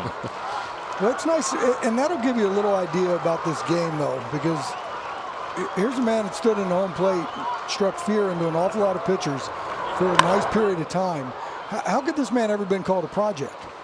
You know what I mean? So not everybody that goes up into this game has superstardom written all across them since the first day they entered the minor leagues to get on up. But you go through your trials and you work hard and everything else, things have a way of working themselves out. Yeah, it's definitely probably the biggest adjustment coming up through the minor leagues is the one when you get to the big leagues. Just because the pitching is so much better, they're able to locate everything, and a lot of times you'll see guys come to the big leagues, get sent back down, work on some stuff that they need to, and then come back up and find success then. 2-2 to Brantley. Fights it off foul again. 2 outs, Lindor at first base after the single. A couple of strikeouts to begin the inning from Verlander.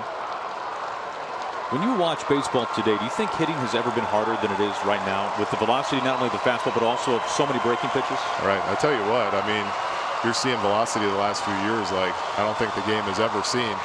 And along with that, guys don't throw as many fastballs. They have tremendous off-speed pitches, so they not only do they throw mid to upper 90s, but they're throwing a lot of off-speed stuff too.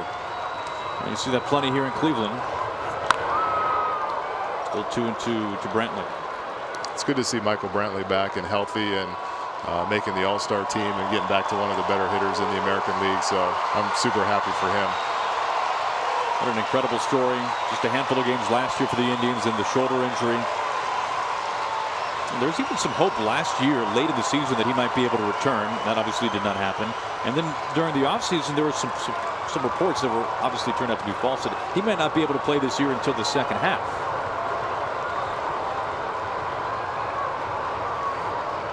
Yeah, thankfully he got into spring training and started swinging the bat, and the shoulder felt good. He went through all of his progressions, and I think right now he's doing great, and obviously he's swinging the bat well. So couldn't be happier for him. He's a great kid.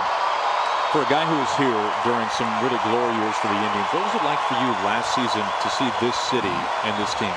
It was awesome, like what the Cavs did, winning the title there, and just being a part of the World Series, I was able to come up to quite a few games, and the atmosphere was incredible, and that's carried over to this season. But it was just tremendous to be here for Game 7, and what a Game 7 that was. Pitch number 9 to Brantley. Nice. Smoked out to the gap in right center field. Martinez chasing after it off the base of the wall. Lindor flying around third base, and the first run has crossed home with 2 outs in the bottom of the 5th.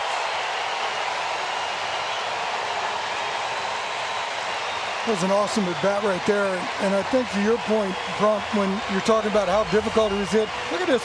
That's a 3-2 breaking ball after a 97-mile-an-hour heater just missed in, and Brantley looks like he's almost like sitting on that. He's all over this thing as he smashes this ball to right center field. Right, very balanced swing, and he's got a very short swing, short to the ball, and that allows you to be able to fall off fastballs and be able to wait back and hit the breaking ball. So great swing right there by Michael.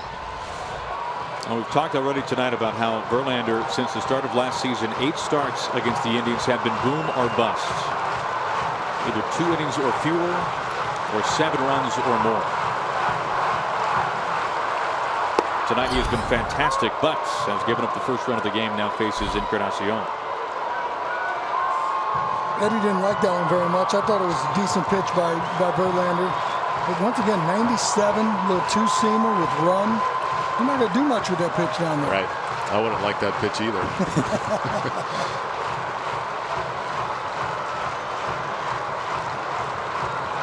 Brantley at second.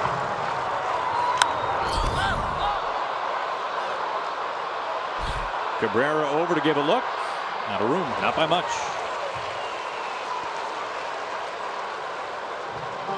Travis, as you're working with young hitters in the minor leagues especially, what do you tell them about hitting with the shift on? Nothing really. It's something that we talk about a lot. Like, do you bunt? Do you try to force it that way? But, you just try to have kids have their good approach, using the middle of the field. And, your goal is just to hit it hard. It's tough to force a ball that way, but you also want kids to use the whole field and just be a complete hitter. Plus, they would look at me strange because I hit into the shift all the time. They're like, what do you know? The 0-2. Encarnacion 0 for 2 tonight. Twice has grounded out to Iglesias at short.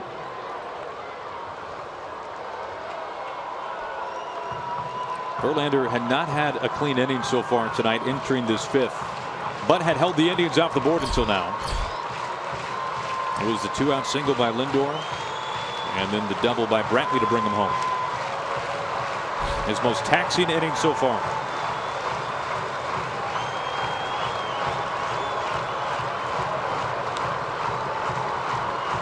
Again, the 0-2. Tell you what, this is a fun game to watch. There are some guys that can swing the bat in this game. Edwin's fun to watch, and a lot of guys on the Indians, and then you got Miguel Cabrera, Victor Martinez, JD Martinez. There are a lot of guys that can really hit in this game. It's fun to watch. Plenty of star power in this one tonight. And so far, the 2 pitchers have been taking care of those guys that can swing the bats. Here's an interesting about right here, because you saw the first 2 pitches, 97 sinker. Then he rushed him with a 4-seamer 97 up. And since then, he's dropped 2 different breaking balls on him. So he's throwing the kitchen sink at Eddie right here.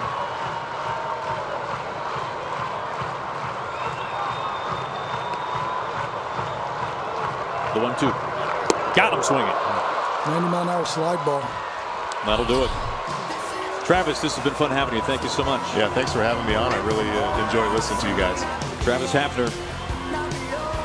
Lindor scoring the first run of the game, brought in by Michael Brantley.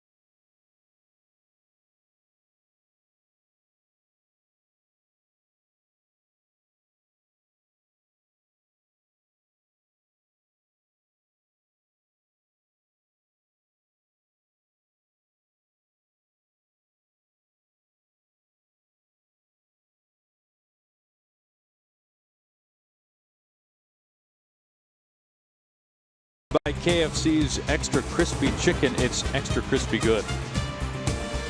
And by Chevy, the only brand to earn J.D. Power Dependability Awards for cars, trucks, and SUVs 2 years in a row. Travis Hafner, pretty big guy. You think?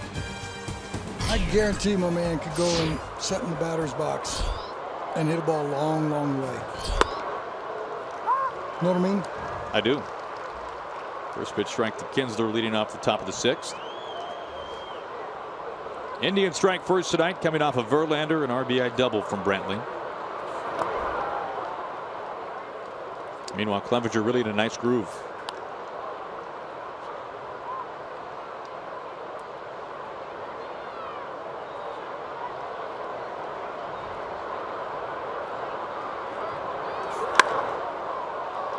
High lift out to left field. Brantley camps underneath it on number 1.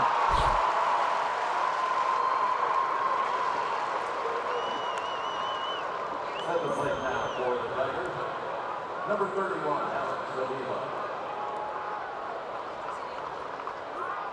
Kinsler looked like he just missed that pitch right there, but I think that was a result of a well-located inside heater after 2 pitches away by Clevenger, and he got in there just enough where he beat Kinsler to the spot instead of Kinsler beating him to the spot.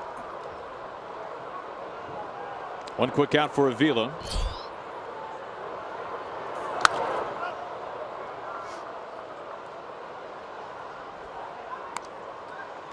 Tonight's telecast is sponsored by Chevy, the only brand to earn J.D. Power Dependability Awards for cars, trucks, and SUVs 2 years in a row.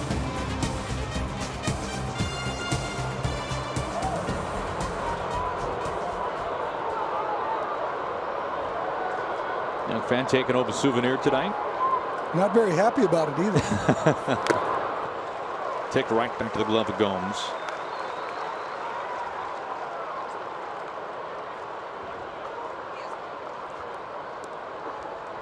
Nothing to do. That smile might last a while. Shift is on for Avila.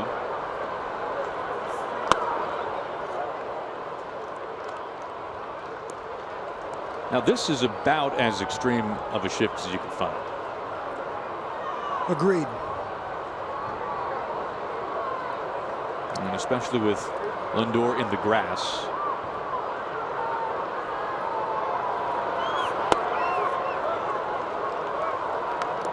We hear so many times, and we heard Travis talk about this a little bit, but so many managers and hitters talk about going up against the shift and really paying no attention to it whatsoever. Is that what you would do? Well, the situation, it's kind of a contradiction that goes on, because if you ask every hitting coach. This time of the opposite way, plunks in a base hit. Ask every hitting coach what you're trying to work on with the guys. And they always say, let the ball get deep and use the whole field. But yet we're overshifting at a rate beyond what you can fathom. It doesn't make sense to me how hitting coaches all around baseball, every one of them will say, what are you working on today? We're letting the ball get deep and using the whole field.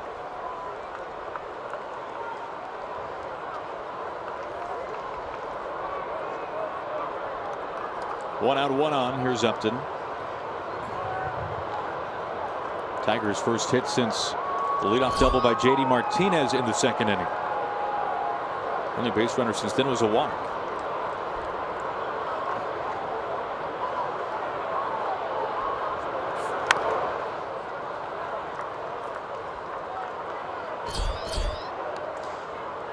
Now we figured we would see Andrew Miller at some point tonight. He's been down the last 6 days.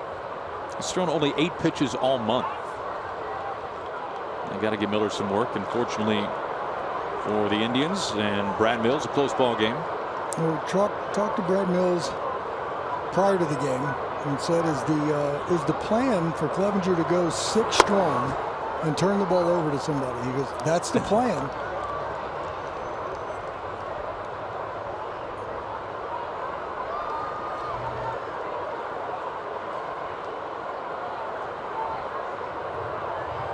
One out, one on for Upton.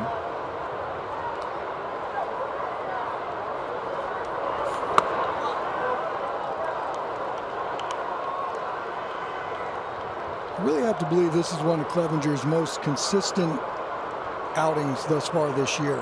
His misses are close. Almost every one of his pitches he's thrown, probably from the second inning on till now, have all been competitive pitches with purpose in mind.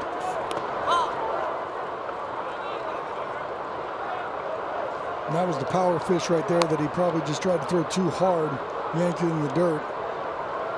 This is coming into the big pitch category of the ball game. 3-1 count with Justin Upton up. You got a 1-run lead. Your team just gave you the lead in the last half inning. Upton, the go-ahead run. 15 home runs this season. Just named to the All-Star team yesterday.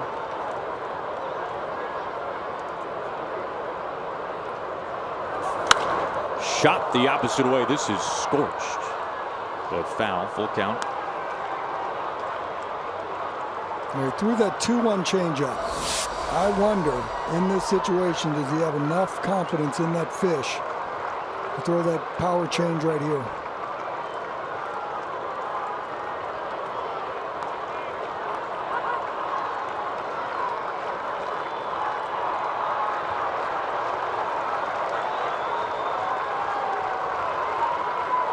Looks like he's coming back with the slider.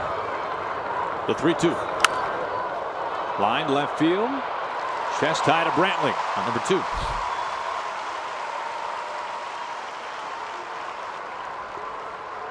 Now Mike Clevenger, pretty recognizable guy.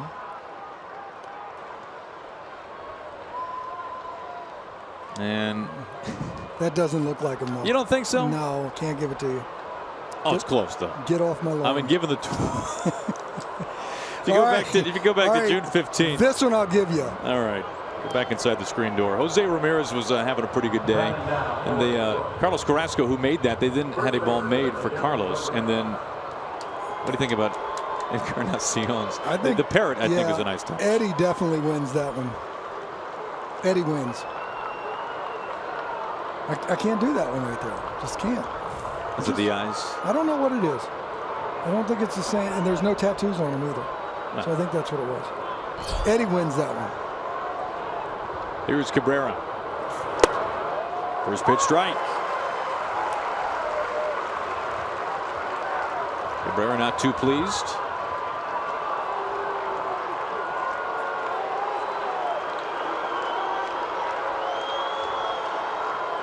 A few of the Cleveland fans weren't too happy with Miggy right there, questioning that pitch.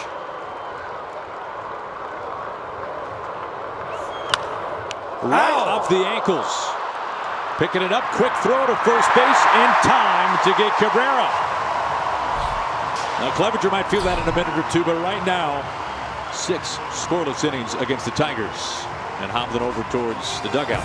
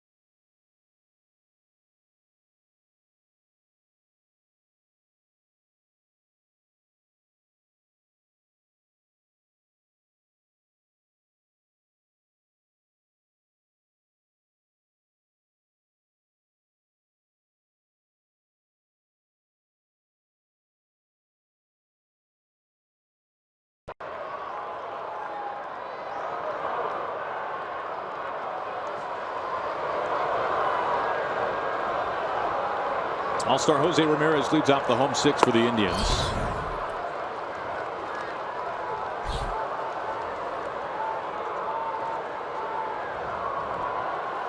Ramirez 0 for 2, but has smoked 2 pitches from Verlander. Both have been caught. One to left, one to first base. Well, tonight's player stat is brought to you by Just for Men Auto Stop. Comb away the gray. You can see the last 20. This is amazing. Last 24 games hitting .450. 8 home runs, 8 multi-hit games.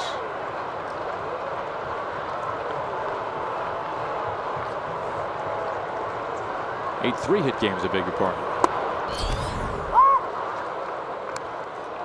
You look at Ramirez in an era of strikeouts left and right. Since the start of June, he has 12 strikeouts. He has 18 multi-hit games. So you're telling me that's good? Think about that for a second. I did. I like it. 3-1.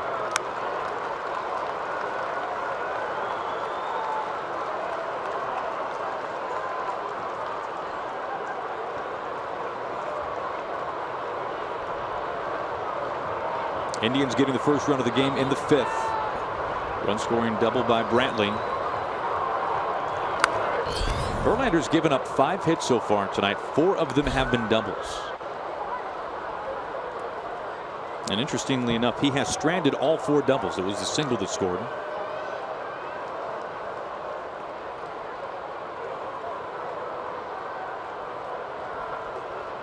I mean, both of these guys, Clevenger and Verlander, throwing the ball extremely well, mixed in a lot of their repertoire. Leadoff walk to Ramirez.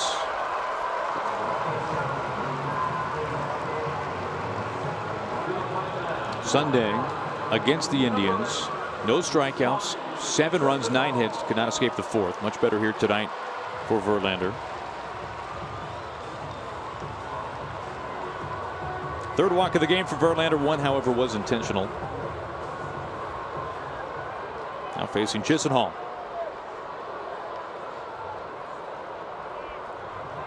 Since mid-May, Lonnie Chisenhall an OPS of 1,000.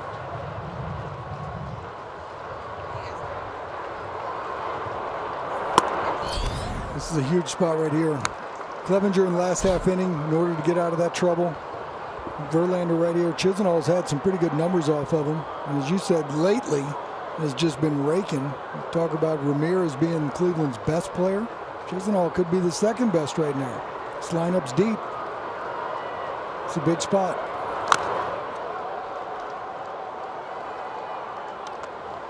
Here's what Travis Hafner was talking about. The velocity's up. Verlander's throwing 96, 97 miles an hour, and he throws a 1-0 breaking ball. So as far as being a hitter sitting in the batter's box, having to gear up for 96, and then you got an 88 breaking ball coming down and in to your back foot. Not easy.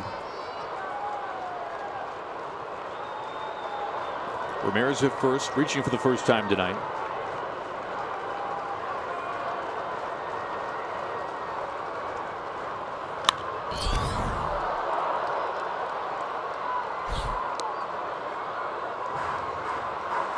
Ball on 2 strikes to Chisenhall. Perfect night this evening from Cleveland. First pitch temperature 74 degrees. Sellout crowd here inside Progressive Field.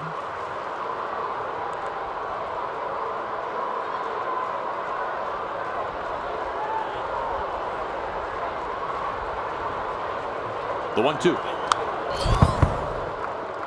Now this series so far this season, even at 5 games apiece. Go back to last year, though. This was a series that was heavily dominated by the Indians. They won 14 of 18 against the Tigers, including the first 11.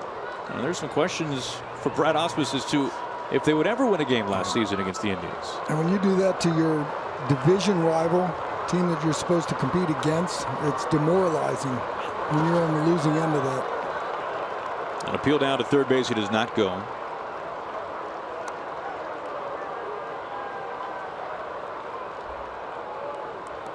I wonder if we'll ever get away from the unbalanced schedule. And the only reason I bring that up is because nowadays when you have the 2 wild cards coming into the mix, it seems a little unfair if you get caught into a division that has powerhouses and you're playing them 19 times in a row. Is there a way to go back and reconfigure and go to a more balanced schedule where it seems fitting for the wild card teams then to all have fair chances? I'm all for the unbalance when you just had division winners. Take care of your divisions and get after it. But if you get caught in the wrong division, you could be in a lot of trouble with this unbalanced schedule. It's safe to say the AL wild card race is pretty tight so far. If you are around 500 in the American League at the All-Star break, you're in pretty good shape. He gets Chisenhall. Lengthy battle. 5th strikeout tonight for Verlander. Now the can't miss event of the summer hits South Beach when baseball's biggest stars take the field for the MLB All-Star Game Tuesday 7:30 Eastern only on Fox. 5 representatives for the Indians plus their coaching staff, 2 for the Tigers.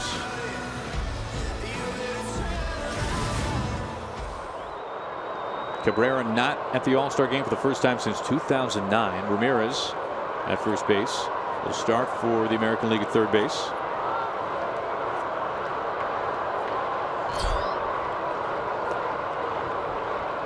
Here's Santana.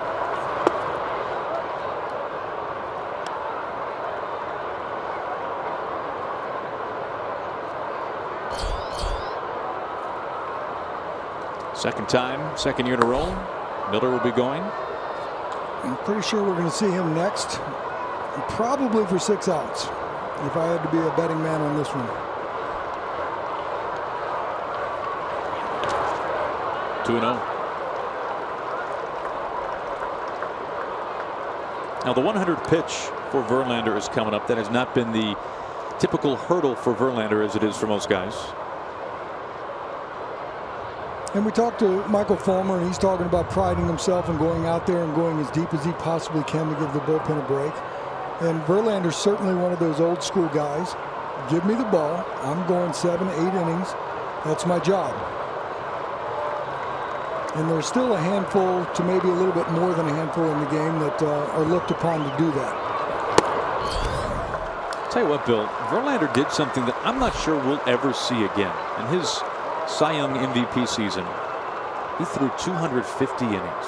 I'm not sure we'll ever see another 250 inning pitcher. Yeah, during the regular season, you're probably right. I mean, we'll certainly test that avenue once the postseason starts and you get the number one that goes deep into the postseason. You're going to see some numbers getting in there. But for a guy to go 250 during the regular season, I think you're right. I don't think we're seeing that. Able to get a strike across, 3-1. 3-ball count to each of the first 3 hitters this inning for Verlander. And to be honest, there's going to be some guys that don't want to do it. Sure. There are going to be other guys that do want to do it and won't be allowed to do it. So you got the tale of 2 things right there. He never went fewer than 6 innings in that season, and he threw no fewer than 104 pitches in any given start. And that's your definition of a number 1 starter. 34 starts, by the way. That's your man. That's what it's all about. And if you have a guy like that, I mean, let's go back and look back at some of the recent history of World Series winners. Arizona with Kurt Schilling and Randy Johnson, right?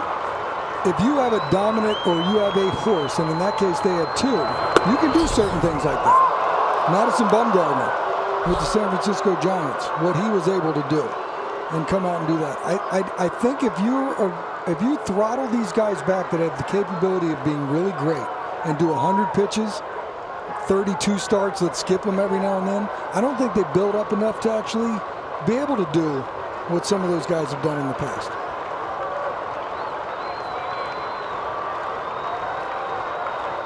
Full count to Santana. Big swing and a miss. Ramirez taken off for second base. He's in there safe. Back-to-back strikeouts. This could be one of the best pitches in all of baseball right here. It's the imposter slider. It's a ball that spins. Look at it in his hand. It's spinning. It's spinning. Santana sees it and says it's going to break. No, it's not.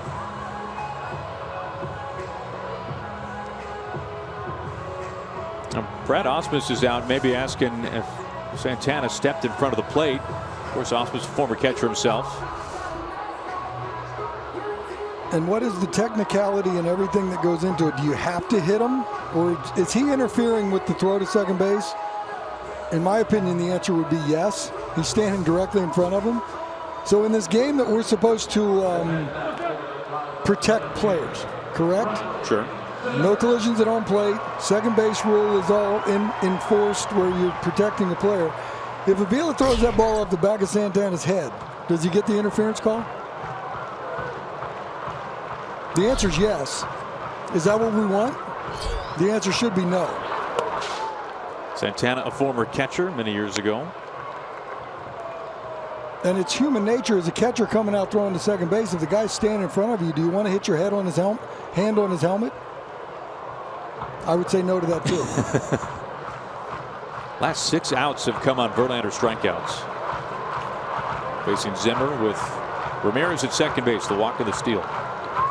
We got him. He is safe. Oh! Iglesias immediately pointing towards the video room.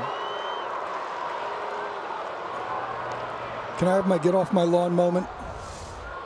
Let's look at the replay right here. He was definitely getting off for some reason. My get off the lawn moment right here, Aaron, is players on any close play, you don't have to point in the dugout anymore for replay. They're looking at it. You just don't. If it's that close, it's going to happen. Because if you do point in the dugout and they go to replay and you're proven wrong, you don't look right. And he's out. This shouldn't take long. That's just my take.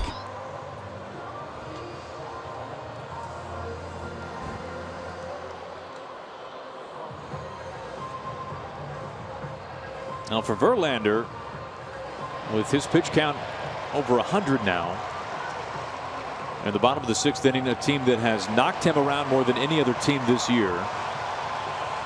He has done his part tonight, just the 1 run.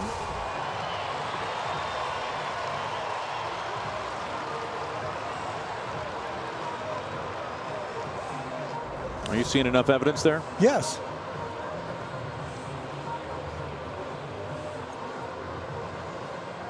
You ready for one more get off my lawn moment? Oh, you don't even have to ask permission. Can we please get away from the definitive and let's go with tennis? When you challenge a tennis play, what do they say? In or out? If the idea of replay is you have a better chance to get it right on replay, go ahead and make the determination. What is it? Out or safe? Don't give me a stance. Stop it. Just stop it.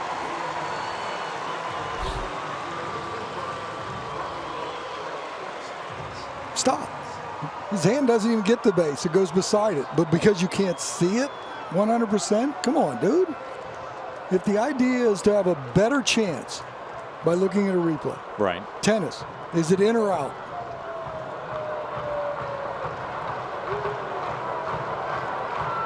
Well, this inning continues.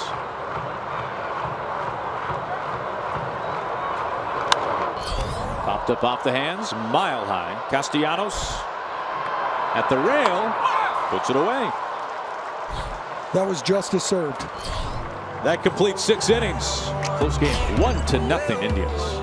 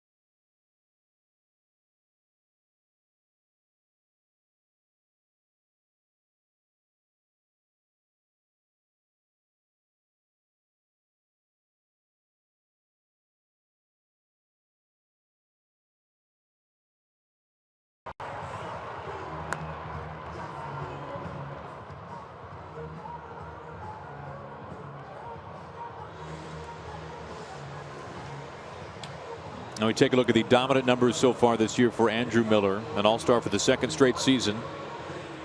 65 strikeouts, 42 1/3 innings. He was fantastic in last year's ALCS. The MVP of the ALCS, you can see his numbers. 14 strikeouts, 3 hits, no walks, no runs. Nearly 8 innings. And tonight is Andrew Miller jersey giveaway night. Starts J.D. Martinez off to strike one. Game 5 of the ALCS. This is why the Indians went out and got him. I think they got him probably for other reasons. That was a result of why they got him. I don't even think they thought he was going to be that good. He was unbelievable last postseason. Love everything about him. Workload last year, WBC rolls around. Sure. Yeah, give me the ball. I'll take it. I'll go out there. You want me to pitch a 6? Sure. Yeah, but he's given up 2 home runs this year. Is that the only 2 runs? Ball and 2 strikes to Martinez. Couldn't have given up much more than that. A guy who, of course, began his career with the Tigers, former first-round draft pick out of North Carolina by Detroit. 6th overall, a failed starter. It is comical to look at his numbers as a starting pitcher and then see what transpired once he went into the bullpen.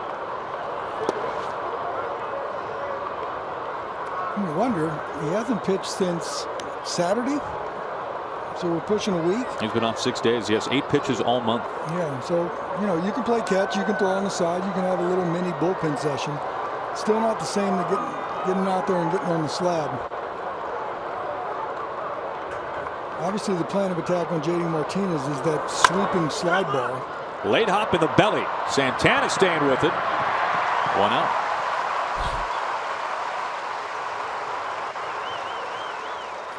It's a nice job by Santana staying with it. This will take him back to his catching days and blocking balls in the dirt. Goalie's up on this nice.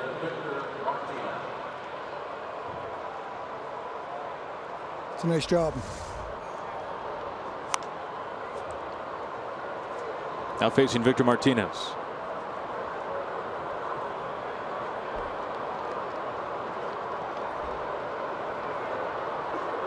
Tigers still waiting for some big bats to awaken this year. Martinez being one of them. A guy who was 2nd in the MVP voting back in 2014. The runner-up to Mike Trout. Kind of a shame that Mike Trout's on the shelf. Think about in the scheme of things in the game, what we've seen out of him year after year after year.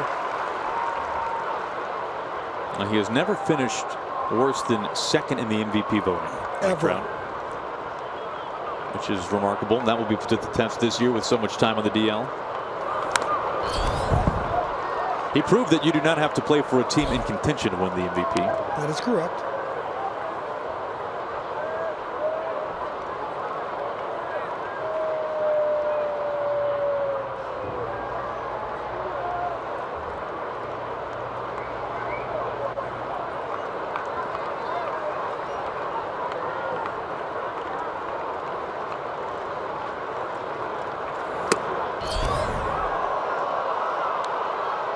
Missing with 98. It's remarkable watching Andrew Miller too. Throws out of the stretch like most relievers do, but not a big leg kick. There's not a whole lot of mechanics going on with this. He barely picks up his front leg and he's just bringing it to the plate.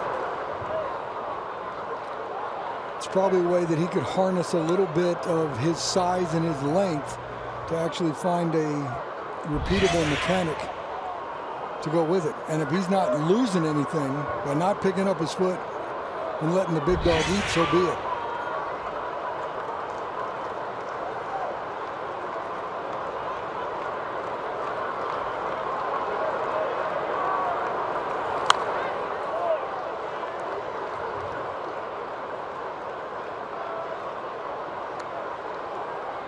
Still a ball and 2 strikes to Victor Martinez.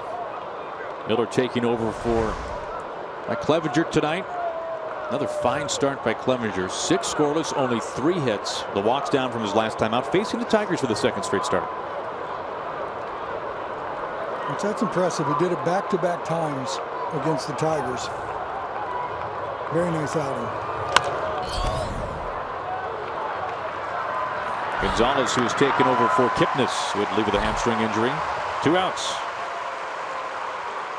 Here's that last play that Clevenger made off of Miggy.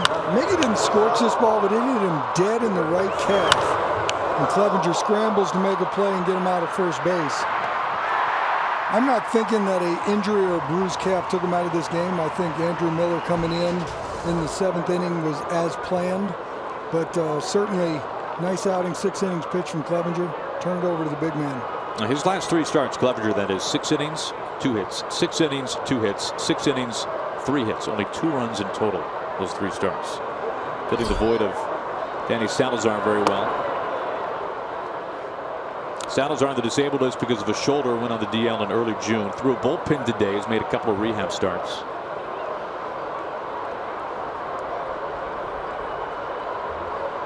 We saw what Carrasco was able to do last night. We know what Corey Kluber can do. Trevor Bauer can shut down anybody on any given night with his stuff. Clevenger seems to be finding himself. There are teams in baseball, teams in the American League that have much better records than the Cleveland Indians. But if this thing was over now and they go into the playoffs, I don't think there'd be too many teams lining up to play the Cleveland Indians.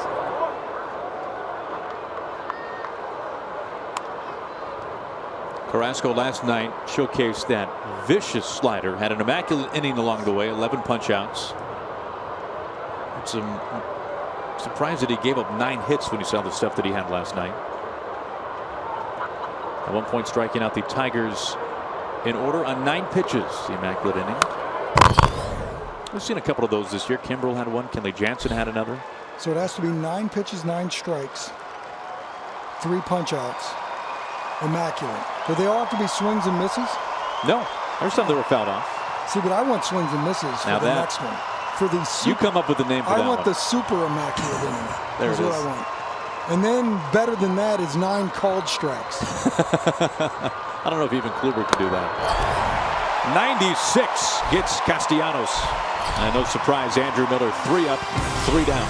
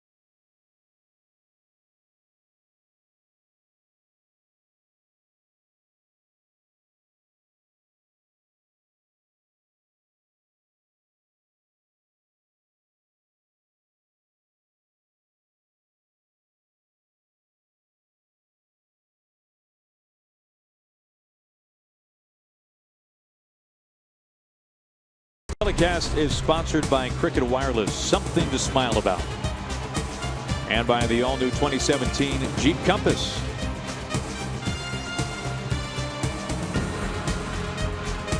I'll take a look now at tonight's game summary, sponsored by Budweiser.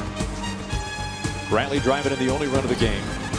Mike Clevenger, tonight's starter for the Indians. 6 scoreless, only 3 hits. Verlander still going strong. He's out there with 105 pitches, and neither side with a hit with a runner in scoring position.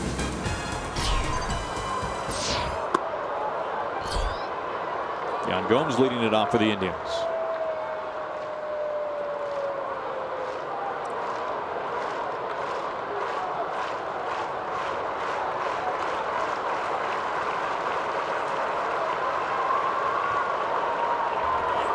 Gomes is a pretty amazing story. There are not many players in the major leagues now or ever from Brazil. Paulo Orlando has been up with the Royals the last couple of seasons from Brazil as well, the speedster, the outfielder. But Gomes from Brazil, going to high school, going to school, period, for the most part, in Miami. A former Blue Jay, now really finding a home in Cleveland. And if you talk to Gomes about his early days in the States, learning to speak English, he tells stories of telling his mother that he was going to school only to come back home again because he was too embarrassed because he couldn't speak English. And now fluent in English, and obviously a big part of what the Indians do. A charge the opposite way. This is flirting with the pole, but foul. I was born here, and I'm still struggling with the English language daily. No, it is a good story, though. I think the interesting thing, too, is some of the players, key players, that the Cleveland Indians have on their squad, you know, via trades. And not necessarily these guys thought of as being that much of prospects. Yan Gomes is one of them in the Blue Jays organization. He was almost a utility guy for the Blue Jays. He was not exclusively a catcher. Into the gap, right center. JD Martinez gallops over to make the catch. But Gomes the first from Brazil. One out as we go back to the top of the order.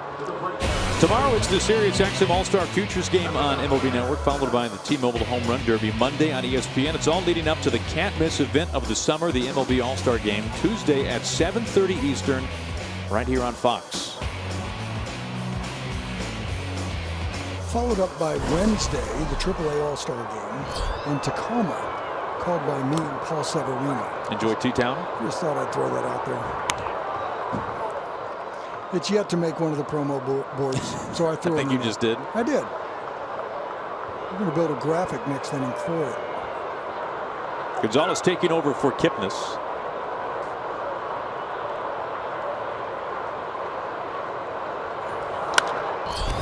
Line drive and a fair ball. An automatic double.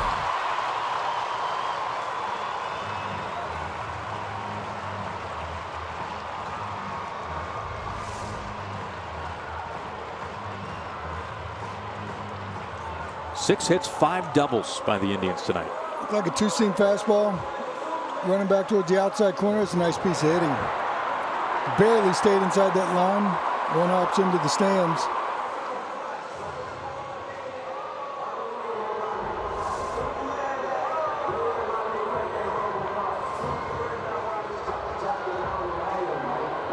I mentioned earlier that the pitch count of 100 is not much of a hurdle for Verlander.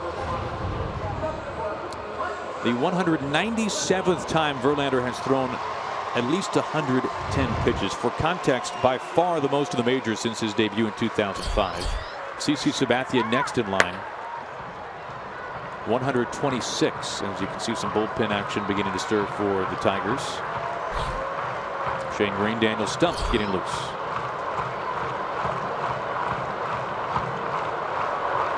Lindor goes after the first pitch and spins like a top. And the old adage in yesteryear, Aaron, when they talking about pitch count, the pitcher usually lets you know what's going on. Ball leaks up high. You see any decrease in velocity, the control kind of goes away. The hitters also let you know when the guy seems to be running out of gas. And Verlander's throwing the ball extremely well right now. Yan Gomes at bat, falls behind him 2-0, paints 96 down the way, outside corner to get back into the count.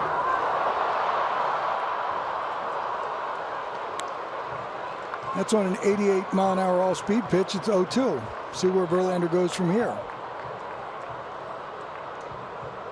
But you're talking about Verlander, you talk about CC Sabathia, and those are two of the old-school guys maybe brought up before this magic number of 100 pitches came into play. And I'm all on board with guys that don't subscribe into that theory that, you know, after 100 pitches, bad things happen. Everybody's an individual case. I don't think you can gift wrap it and stereotype and just throw everything into one pile and say this is what works. 2 outs as it finds Iglesias. Let's go back to Los Angeles, check in with Kevin Burkhardt. KB, what's happening?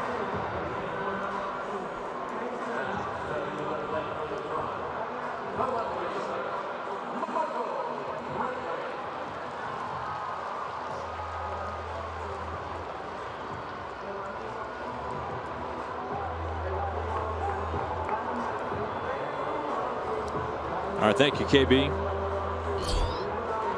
An intentional walk here to Brantley. Check in on the National League Central standings. Are the Brewers for real? Quickly. I like the way they play. I still have a hard time not saying Chicago's going to win this division.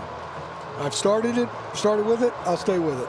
Verlander exits. Shane Green coming on.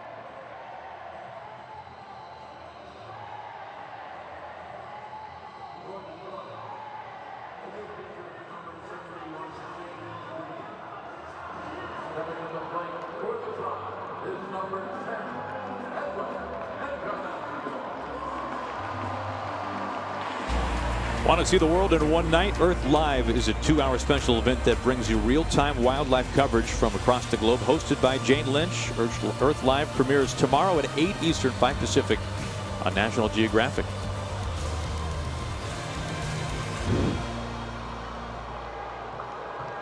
Verlander is done. He works into the 7th inning.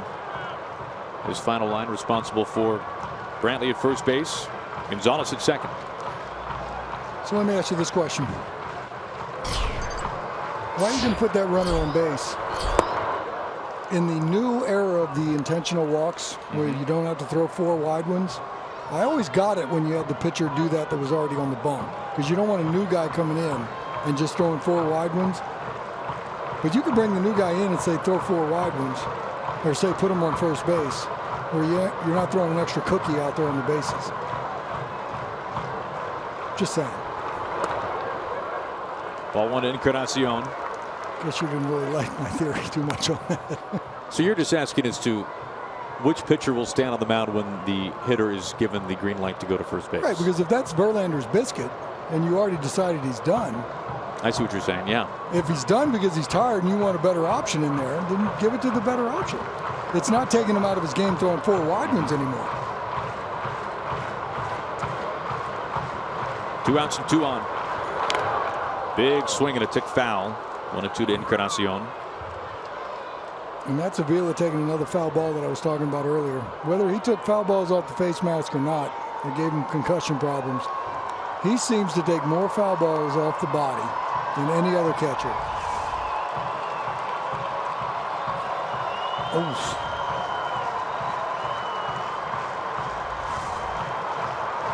make you not want to block a ball in the dirt.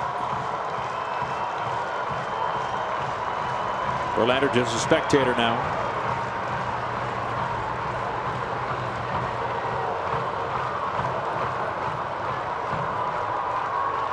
Green's 1-2. There's nothing wrong with that heater. 97, trying to climb the ladder, see if he could get Eddie to chase. Green had last night off, had worked the previous 2 games. Has been used a lot this year, tied for the most American League appearances by any reliever. Tied with Brian Shaw of the Indians.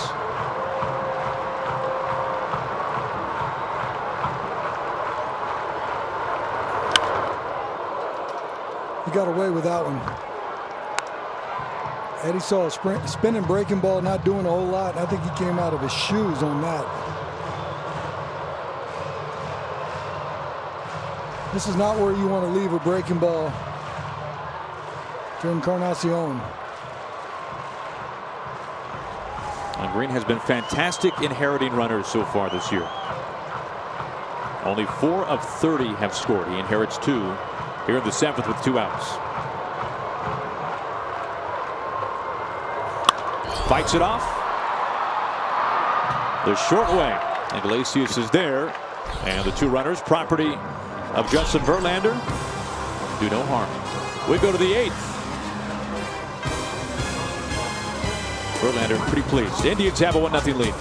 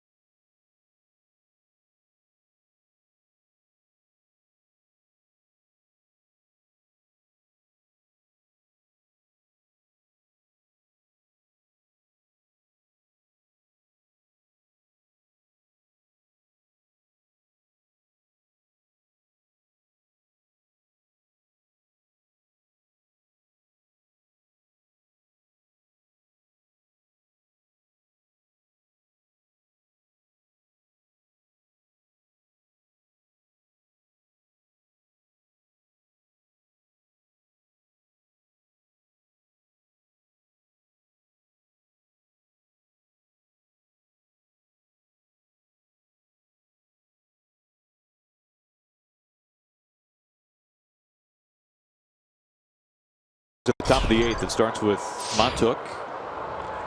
0 for 2 tonight, a couple of strikeouts facing Clevenger. Trying to extend what would be a career-best 8-game hitting streak. He's actually had a little bit of success against Miller, 2 for 4, and it's actually a lot of success against Andrew Miller.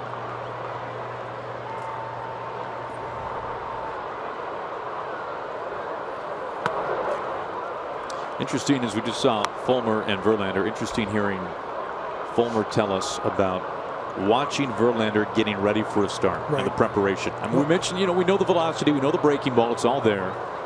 But there's a lot more that goes into it behind the scenes that nobody sees. Watching him work. And the idea of a starting pitcher that goes once every 5th day. Okay, we get caught up. We get to watch him pitch on game day. But these guys, and especially Verlander, what he goes through to make sure he's ready so he can go out there and do the 110, 115 pitches that you talked about, and why he has more of those than any other pitcher that's out there right now. Fulmer is going tomorrow night. It's a good pitching matchup. We're taking on Corey Kluber. I mean, this one was good with Clevenger and Verlander. Tomorrow, Fulmer and Kluber. Couple of all-stars going.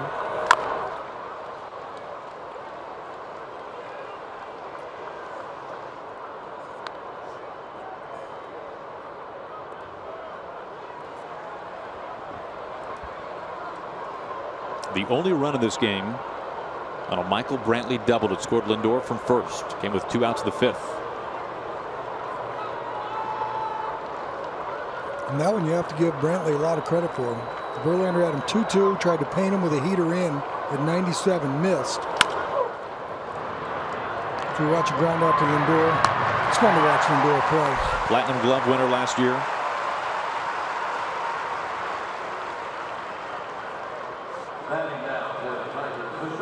An all-star for the 2nd straight year.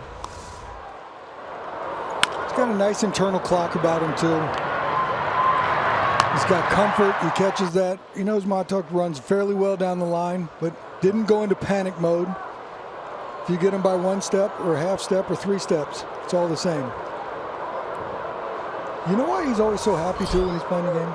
Because he's really good. You weren't that happy? No. Are you kidding me? There's not too many people that happy playing the game because there's not too many people in this game that are that good. The guys with the biggest smiles are always the guys that are really, really good. It's fun to play them. Low pick, Ramirez. And a good pick on the other side by Santana. Couple of ground ball outs. We'll go back to Los Angeles, check in with KB.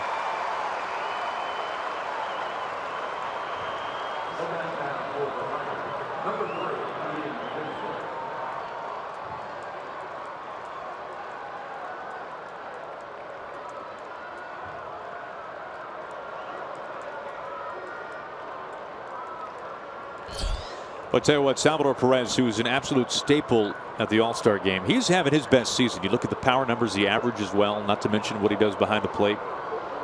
Will not be as easy for Perez and the Royals tomorrow. They will face Clayton Kershaw. Final game of the first half. Kinsler not pleased with that strike call.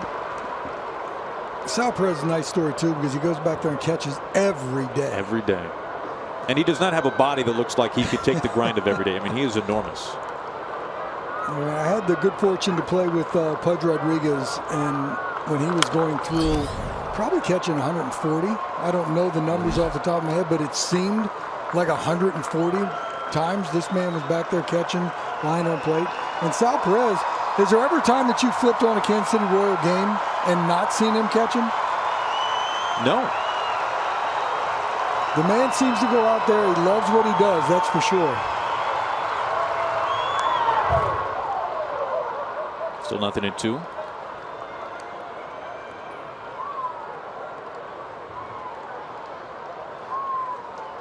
Kinsler 3 for 9 lifetime against Miller with the home run.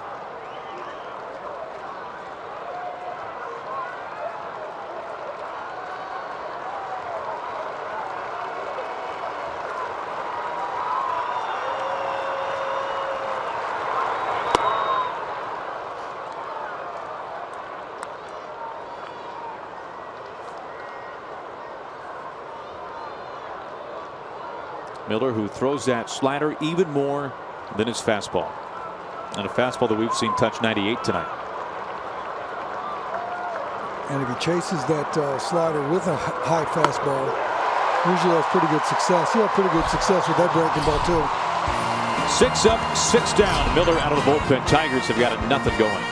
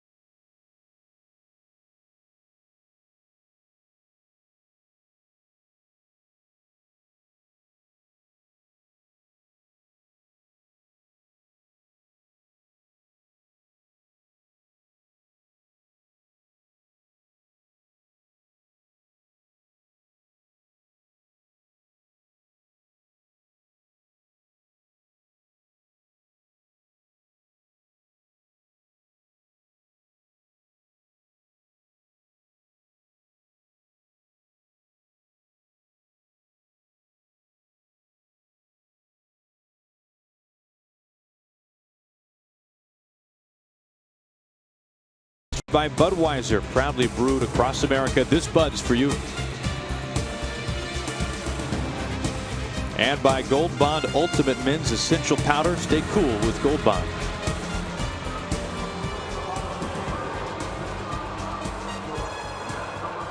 It's on to the bottom of the 8th inning. All right, Bill, we're going to take a look at Grip the Moment, sponsored by Falcon Tires, the official tire of Major League Baseball. Top half of this inning. Lindor making it look pretty smooth. Yeah, he does. Man can play. And this dude, front runner for the AL MVP, dare I say that? Is that a possibility? At this point, anything's a possibility. All right. Glad you gave me a little play on that finally. Usually when I ask you a question, I get crickets. He's been fantastic. 332, 16 home runs. Watch this right on cue, too.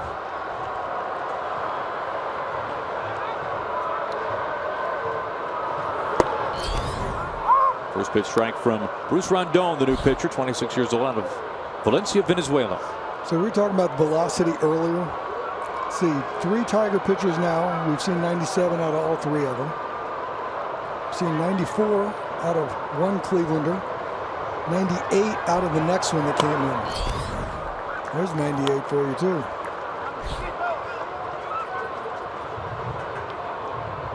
Well, not only that, but you look at the velocity from Rondon. He's been a guy who's been back and forth this year between Detroit and Toledo. Missed all of 2014 because of Tommy John.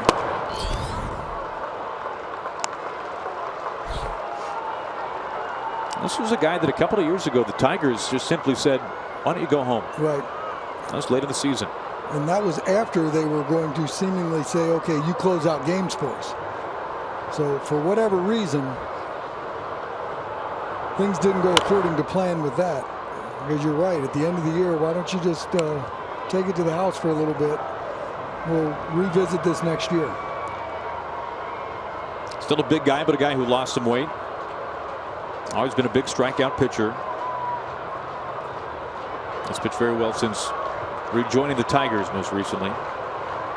7 strikeouts over 5 scoreless innings. Full count to Ramirez, who has a 9-game hitting streak on the line. Had 2 pitches from Verlander right on the screws, but both were outs.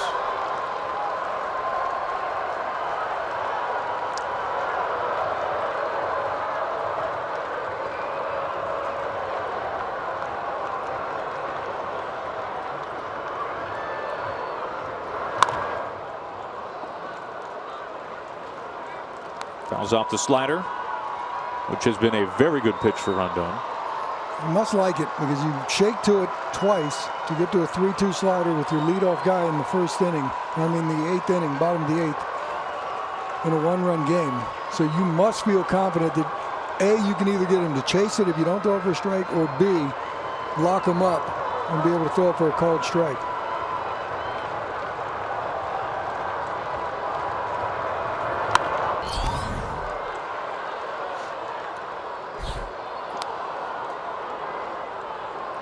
Might have chased ball 4 right there. Might have been a fastball in, but at 97, I don't think Jose was waiting around to see.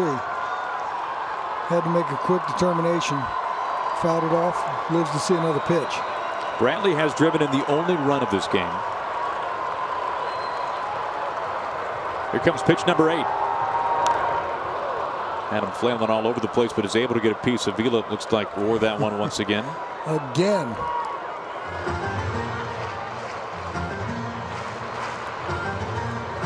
I mentioned the concussions earlier. Avila, at one point, the more traditional two-piece style catcher's mask has gone, as you see, to the goalie style mask.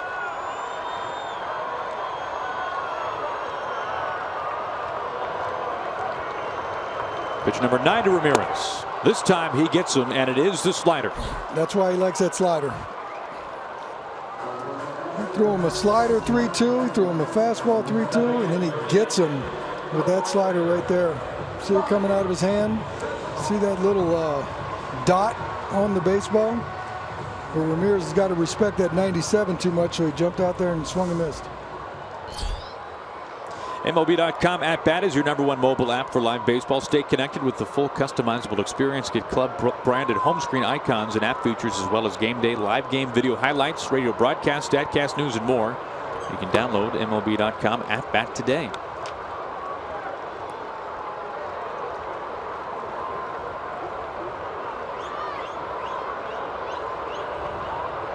Chisenhall with the double earlier.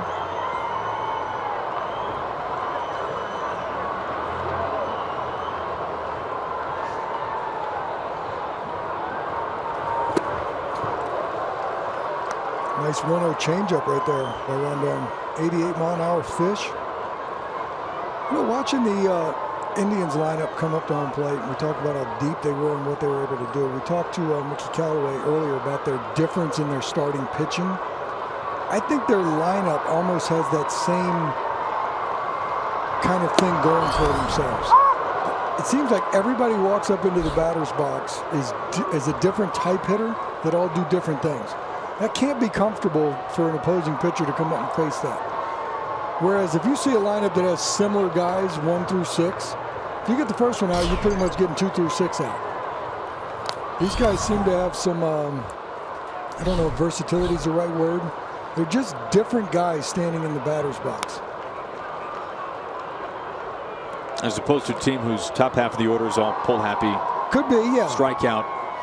But I mean, you got some switch hitters in the middle here, and it just seems like the depth of this lineup and how it's constructed is pretty good right now.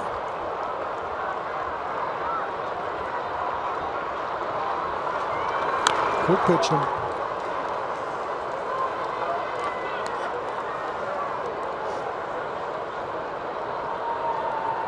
What are a couple guys like Detroit, for example?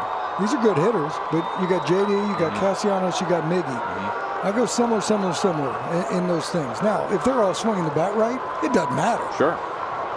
Because they can all make adjustments and do some things. But this lineup right here with Cleveland, I think top to bottom, it presents different challenges to the pitcher, I think.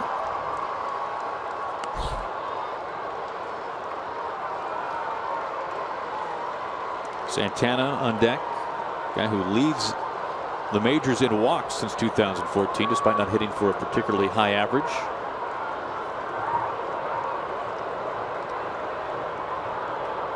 The 1-2 again. The 8th foul ball this inning. Half the pitches.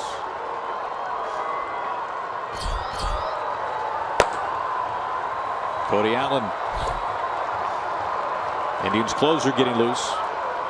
Miller did his job, 2 scoreless, 6 up, 6 down. Brad Mills continuing to fill in for Terry Francona.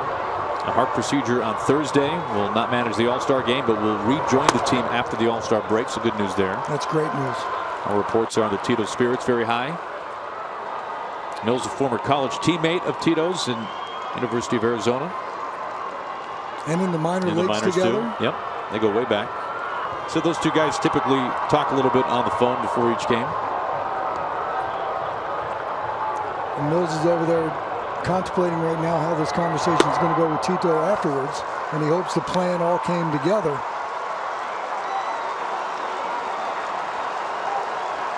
Brief period of time as the Astros manager.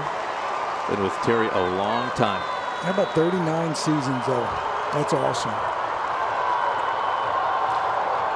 A lot of pitches for Rondon in the bottom of the 8th. Now, what does this tell you when you see this many foul balls, especially to the first 2 hitters? You know, I really don't know. There are times that I've seen enough games where there's foul balls, a foul ball, foul ball, foul ball, and then there's times that there's not. And in this particular case right here, look, the guy throws 98. He's got a good changeup, and he's got a slider that he likes that's a punch-out pitch. I think the fact that there's foul balls in this particular inning that's going on is the 2 hitters that are coming up facing him going, I'm not punching out. I'm going to put something in play. Even though Ramirez did punch out, I think it's a mindset that goes up to home plate saying, let's go to battle and let's see what we can do. And in Chisenhall's case right there, he worked the battle long enough till he got ball 4. That's an 11-pitch walk.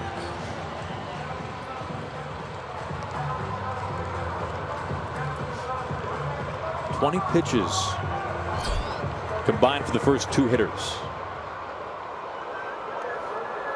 Now facing Santana. Last year for Santana, 34 home runs, a career high.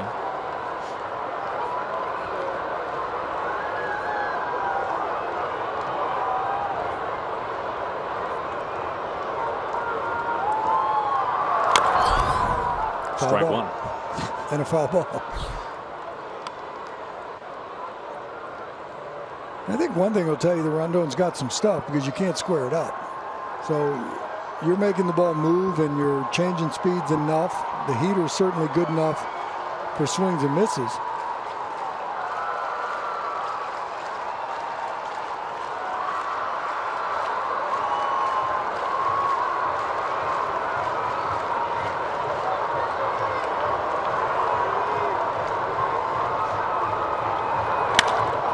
Line drive out to right field. J.D. Martinez having a gallop after it. Can't get there.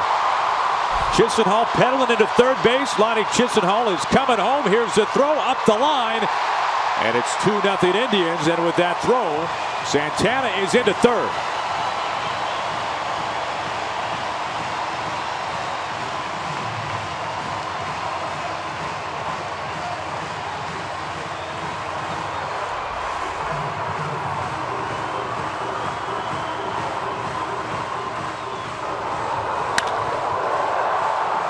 And that's a good piece of hitting by Santana. Swung at the first pitch, gets another one that he can handle. Hits the ball hard. I think it did him a favor, did Cleveland a favor by bouncing around in between the padding and the chain link.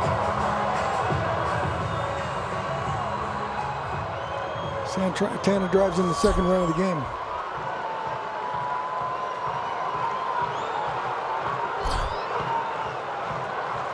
Both runs that have scored from first, something that Zimmer can do very easily.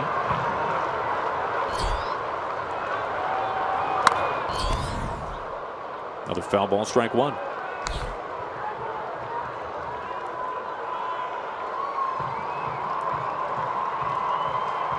We have seen 7 hits so far for the Indians and 6 doubles. That has tied their season high. Truly one of the best doubles hitting team in the majors. Second best in all the big leagues. Zimmer to the gap in right center field. Santana can take his time. Zimmer can fly, and he is a headlong slide into third with a triple. 3-0 Indians.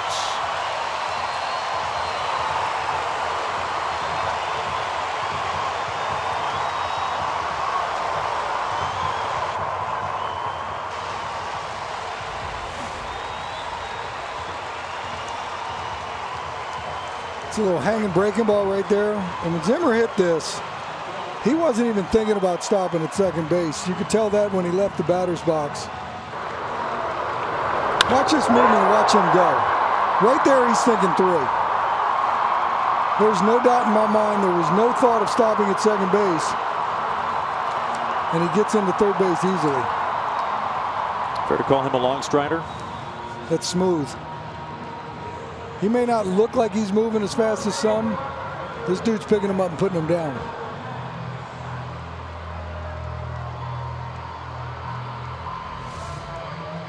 Now, his brother was the 5th overall pick by the Royals back in 2012.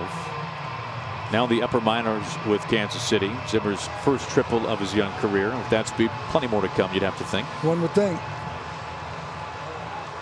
I mean, this is a good ballpark for him. He plays center field. That's a big, spacious, pasture for him to roam and make some plays on. But certainly the gap power that he's going to provide, he's going to have quite a few more triples. Stump back up and warming.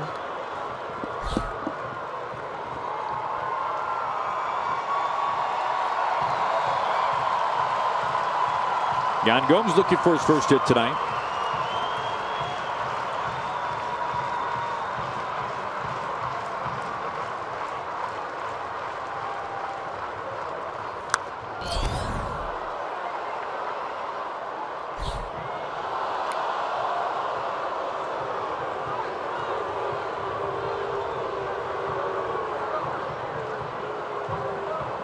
1 run in the 5th, 2 runs here in the 8th for the Indians.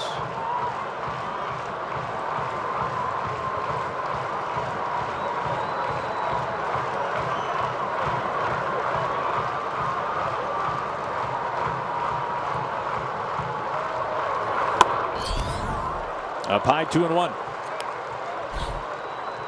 Bone looks like when Gomes came into the batter's box, he said, okay, I've been hit a few times on the breaking ball.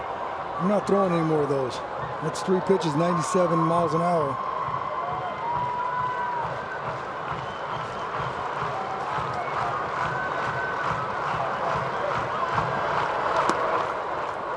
That's a nice breaking ball. That'll get you off the heater in a hurry.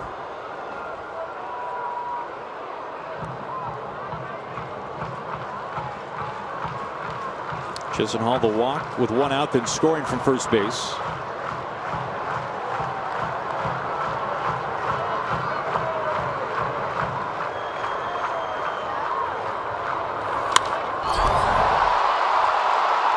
Mott took, camping out underneath it. Zimmer ready to run. And it's now 4-0 Indians. It's a nice job by Yan Gomes. Took the breaking ball before it, 2-2. Tried to get a heater by him in. To use Travis Hafner's line, who joined us in the booth, used a big part of the field, gets the barrel to it, it's a fly ball to center field, drives in the run.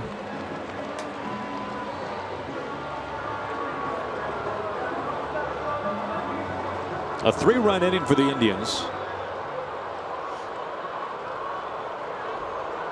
Which has made the top of the 9th look a little more difficult for the Tigers. Gonzalez sounds like he broke his bat in front of JD Martinez. The bat went down a hero.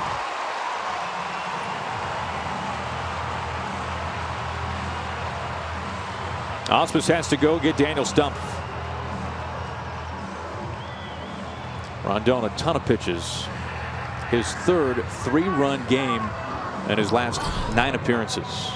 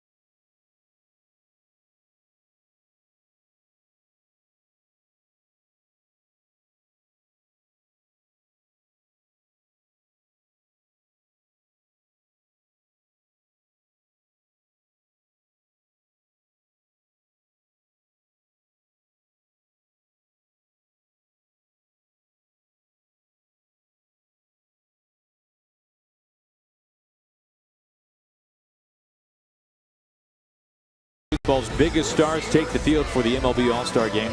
Comes your way Tuesday, 7:30 Eastern, only on Fox. It'll be a good one as always.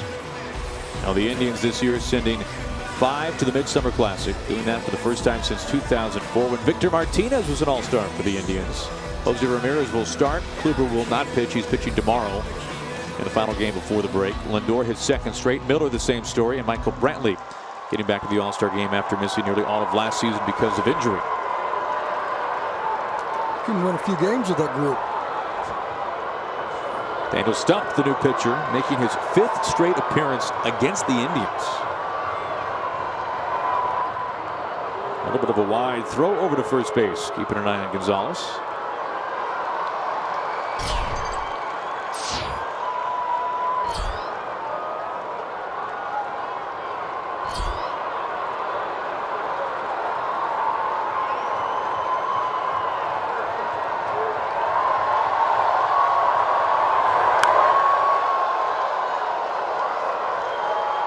Now Stump has been with the Tigers since the early days of June. Called up from AAA Toledo. Originally a 9th round draft pick by the Royals. Has been a part of 2 different Rule 5 drafts. Has pitched well lately for the Tigers, facing Lindor here with 2 outs and a man at first base. I think the Rule 5 draft's pretty interesting right there. Being a part of 2 of those. I think that just goes to show you that there's 30 clubs in the big leagues, 30 organizations.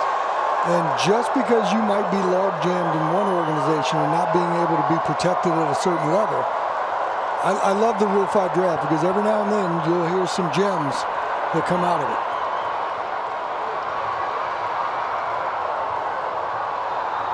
The 1-1.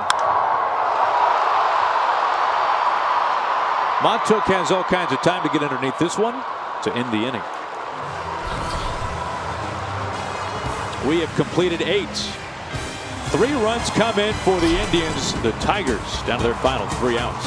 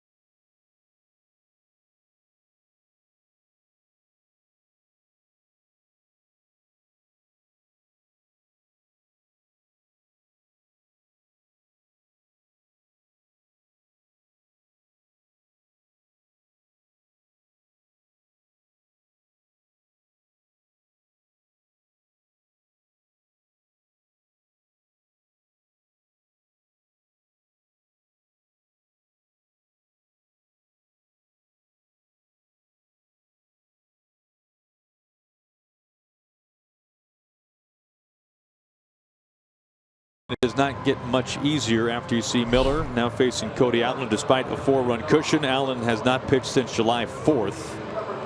He will work the 9th here.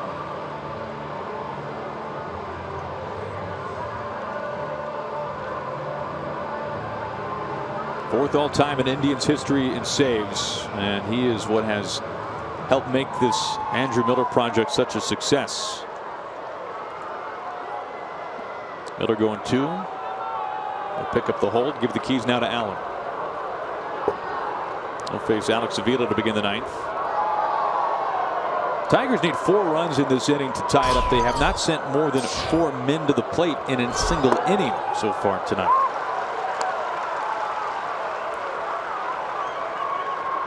Avila's probably taking one anyway right there.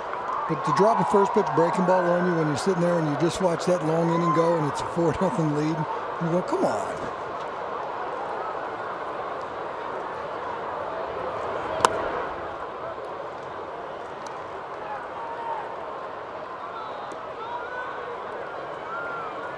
Allen, the American League reliever of the month back in April.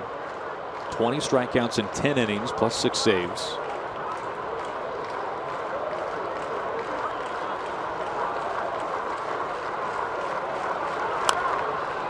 One and two.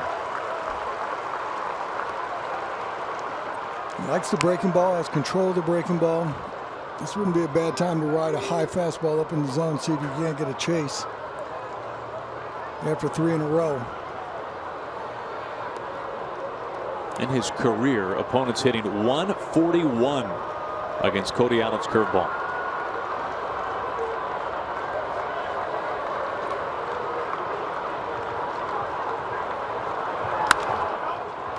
Right to the very point of the shift. Gonzalez is there. The long throw, a little bit low, but handled easily by Santana for out number 1. So that average on his hook just went down a little bit more.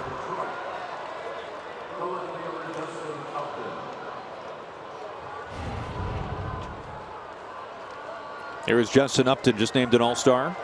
4th time he'll appear at the Midsummer Classic. 1st time as a Tiger.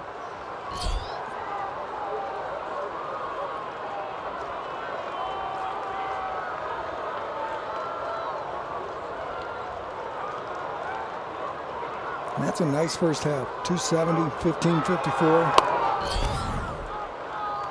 There's some monster first halves being thrown out there by certain players, but that's a solid first half, deserving of an all-star nod.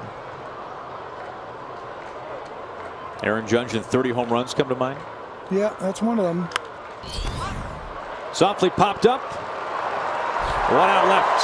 So look at that. He's got 95 in his tank, and he can flip a breaking ball up over home plate for called strikes. You already talked about how the averages aren't very good against his hook. You can chase it, a couple of hooks with a 95-mile-an-hour heater, you can do damage. Last stroke for the Tigers, Cabrera. Think about this for a moment with Miguel Cabrera. 15 years in the major leagues. He has received an MVP, at least one vote for MVP every year. That could change this season. A lot of things will have to change for the Tigers for that to change. Yeah, I think you're right. I tell you, I mean, it just goes to show you, he's been one of the best hitters I think this game has ever seen. You're talking about a guy that can hit 330, hit 35 homers and drive in 120. And do that, like I've talked earlier about V-Mart, he doesn't get any infield knocks. Maybe. He's got power to all fields. I still go back and remember a couple of them home runs he hit off of Mariano Rivera in Yankee Stadium when nobody was touching Mo. Just give you an idea of what he's capable of doing. Laced into center field for a base hit. So 15 years, at least one MVP vote. How about that? It's pretty impressive. First time Cabrera is not going to the All-Star game since 2009.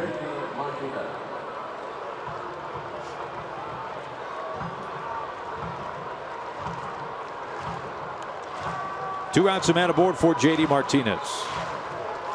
That was only the 4th hit tonight for the Tigers. 3 of them singles. The only one for extra bases, Martinez, a double. That was way back in the 2nd.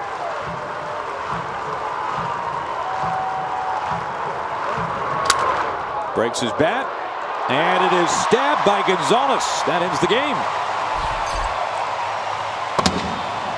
Indians win it. They win the series. They'll have a chance for the sweep tomorrow with Kluber up on the mound. Indians have their way with the Tigers. For all who made this one possible tonight, I'm Aaron Goldsmith alongside Bill Ripken. We'll send you back to Los Angeles. Kevin Burkhardt in the studios coming up.